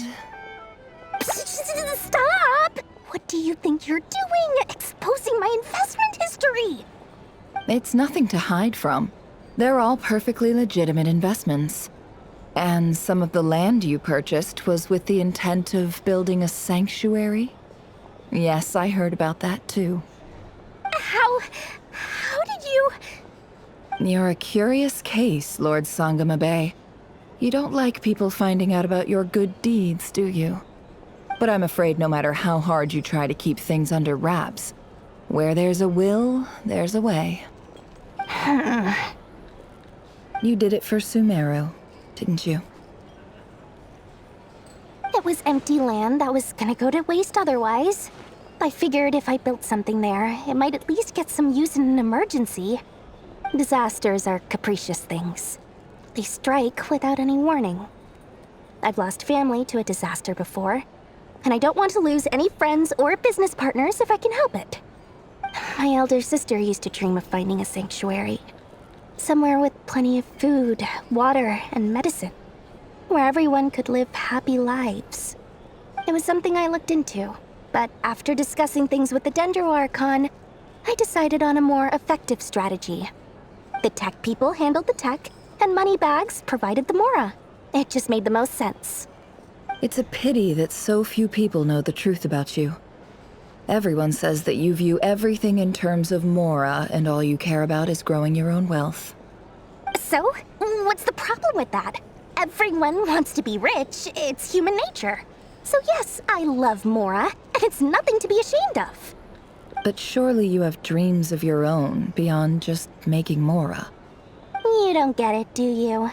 My dream is to invest in other people's dreams. And, you know, make a nice little slice for myself along the way. Just thinking about it makes me happy. That sweet, sweet sound of Mora. Thank you. For the device? And the pendant. Oh, that. I was just returning a favor. Don't worry about it. Seems like we've both been away from home for a very long time. Yeah. So long that I barely remember what my family even looked like. That would be your mother, father, and sister? Yeah, though it's been years since my sister passed away. It's not like I want to forget them, obviously, but memory can be even more ruthless than the most calculating business person. Beyond a certain point, if something isn't helping you, it just gets rid of it. My sister can't help me now. Slowly but surely, her face is fading from my mind's eye. It's become a vague impression. Not everything will fade. When loved ones pass away, the beautiful memories are the ones that last the longest. Yeah, that's true. If you ask me, that's the one silver lining in all of it. Well, that, plus, I'm sure that life is much better now than it was back then. Oh, absolutely. I have tons of Mora, a big beautiful house, business is booming, and I'm as happy as can be.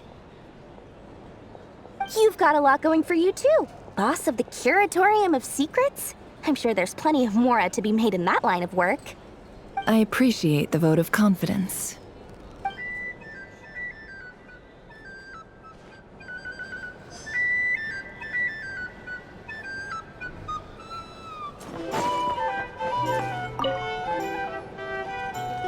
How have you been holding up? Any adverse reactions? If you start to take a turn for the worse, make sure you tell me right away. You don't need to worry about me, Grandmaster. I'm fine. I mean, I barely did anything, so... What? You're too humble, young man. You played an indispensable role in the battle for Notcry. We can't thank you enough for your support. Sometimes, when people praise you, it's because you deserve it.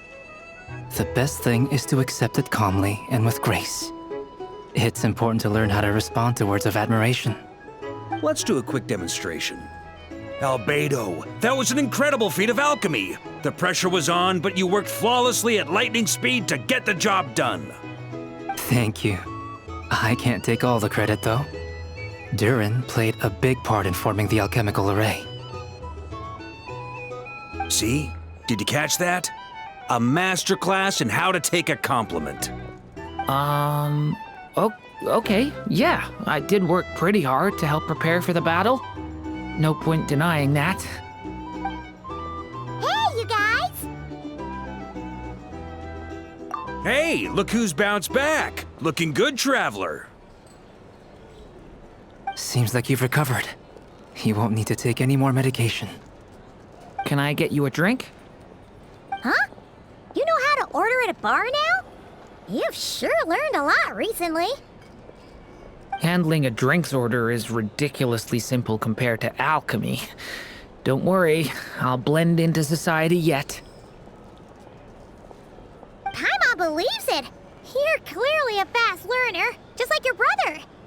To be totally honest though, Paimon didn't quite follow all the details when you first explained the plan to us. Don't worry, that's completely understandable. Unless you're a student of alchemy, it's hard to grasp the principle and how the process works.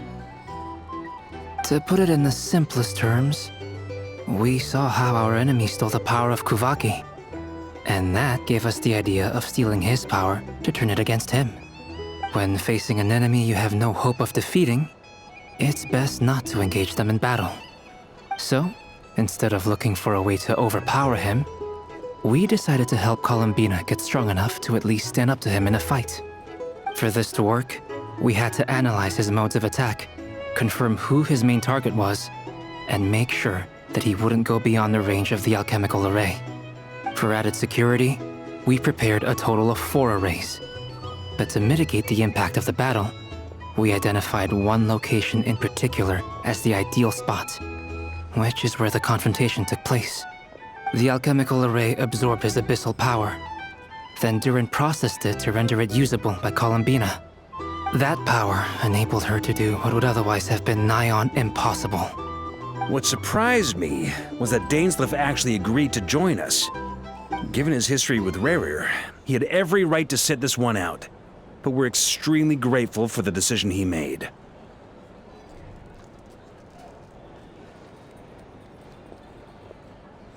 It must have been a painful choice to make.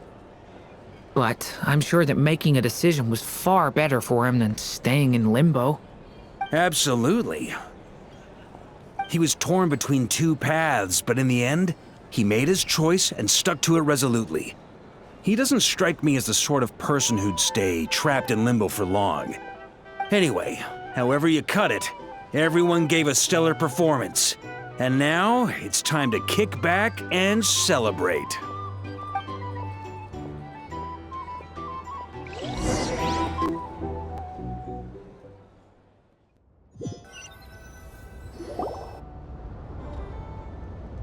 That's the only reason you're here? Yes. I've thought a lot about it. And I've realized that you, me, and Arlecchino should be friends. I think this is very important. So I felt I had to come and tell you. Well, this is a new one. I'm so moved. I can't even hold my teacup. If that's all, you can leave now. Do you not want to be friends with me? Or is it that you prefer being co-workers? What is this, Columbina? Are you deliberately testing my patience threshold? Right now, my politeness module is active. But if you say another word, I swear I'll shut it down. If your politeness module was active, wouldn't you say the word please at some point? Polonia, please see Lady Columbina to the door. Will you still invite me to your next tea party? What? Yes, I think you will. Bye-bye, dear Sandrone.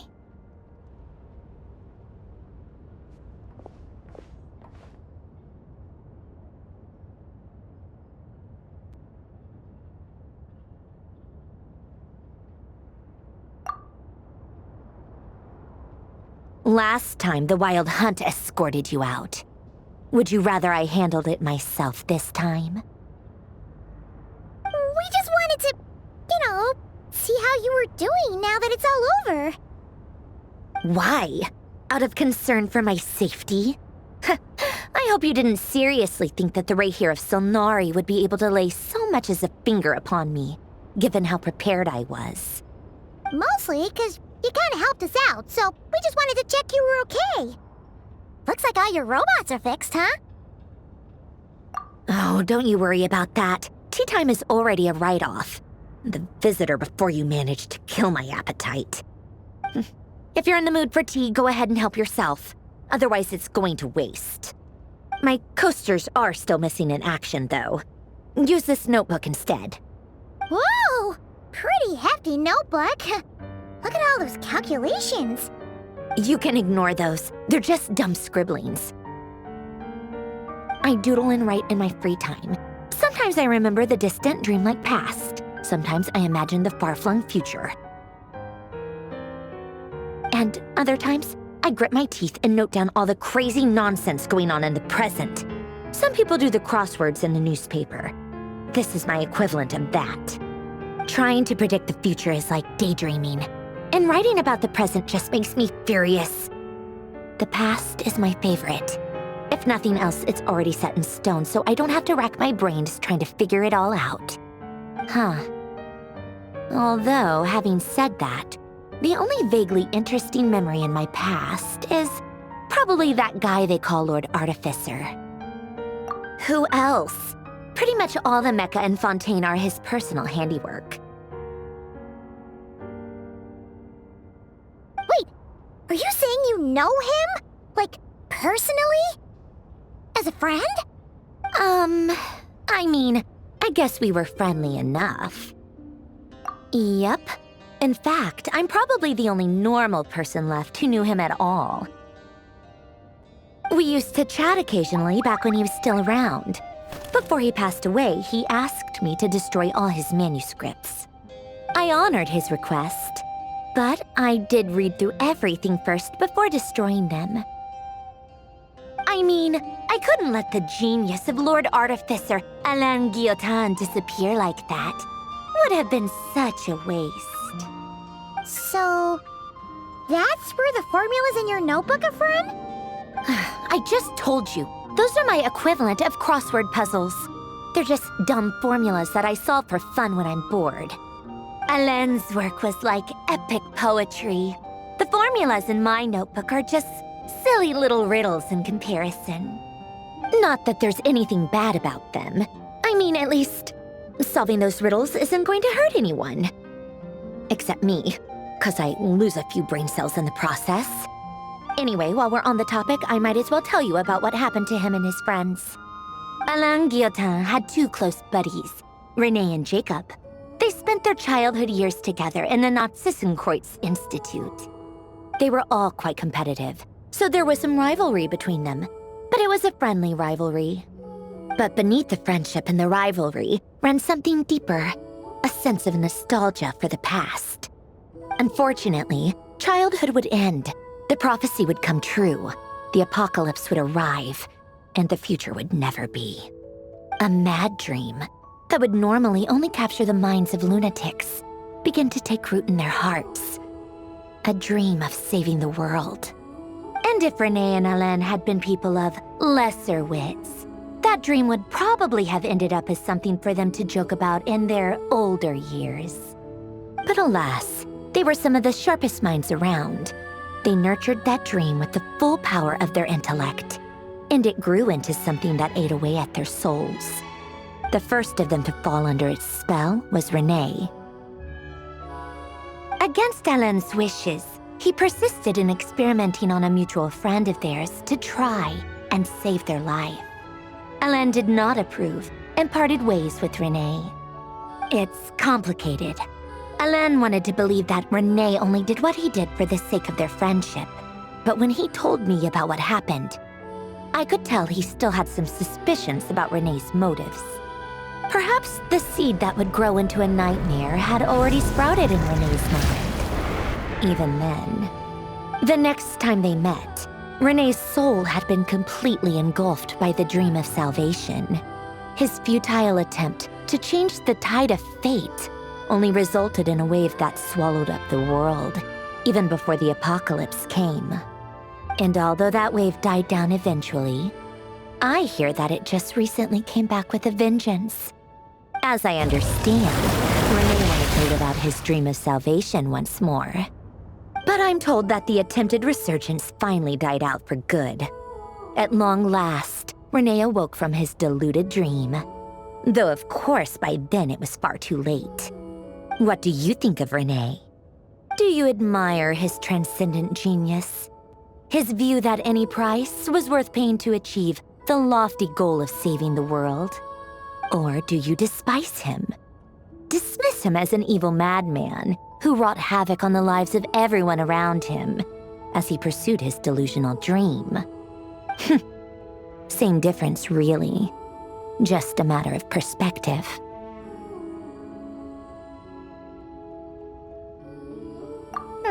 What a cop-out.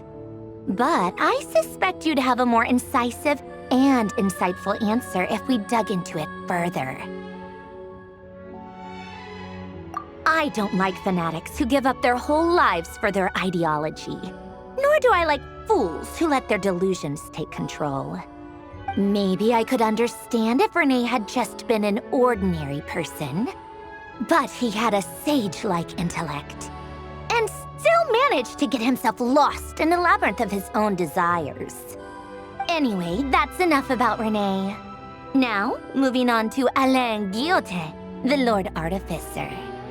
He managed to put a stop to the first storm whipped up by Renee. But after that, Alain lost his friends and family. To his credit, I suppose, the loss of his family and friends was purely a tragic accident. It's not like Alain sacrificed them for his cause or anything.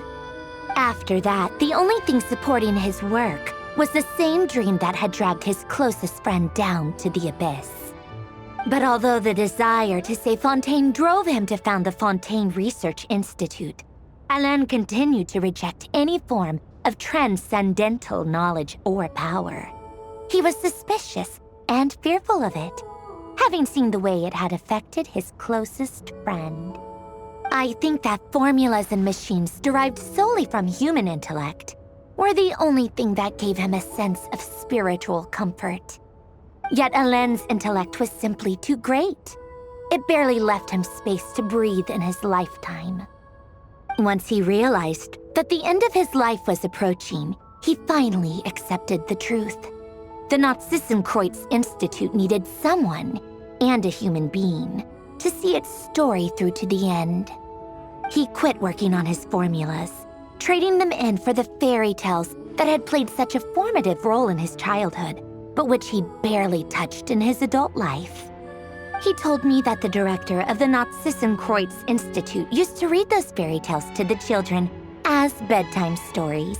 Apparently, they worked wonders at sending kids off to sleep. I think that all he wanted at that time in his life was to be able to sleep deeply without being plagued by depression. By that point, nothing else really mattered. At the very end, he laid down to rest in the ruins of the former Narzissenkreuz Institute orphanage, while the Fontaine Research Institute he had founded continued tirelessly with its work. Many years after that, tensions over competing dreams would once again cause a rift, this time between members of the Fontaine Research Institute. But the actions of those fools had nothing at all to do with Alain. And that is the story of two people from the Narzissenkreuz Institute who both wanted to save the world. One went all in on his fantasy of salvation without ever looking back, and ended up calmly sinking to the bottom of the deepest sea. The other sought desperately to burn bright in his life, even though he wasn't sure where he was going. I do sometimes wonder, why is it that people like them have such grand hopes of saving the world? Even the grandest tree starts as a tiny seed. So perhaps, for each of them, their mission to save the world began with a very simple desire: to save themselves. They were young children with friends and family who mattered to them, desires to explore the meaning of life, ambitions to have a successful career. They didn't want to see all of that taken away in one fell swoop. Or maybe they just wanted to find something to anchor themselves within the chaos, to stop them getting quietly swept away by the storms of life. But instead, the search for their own salvation took them down the rocky road laid out by fate. Do you think the desire to save oneself is enough of a justification to try and save the world?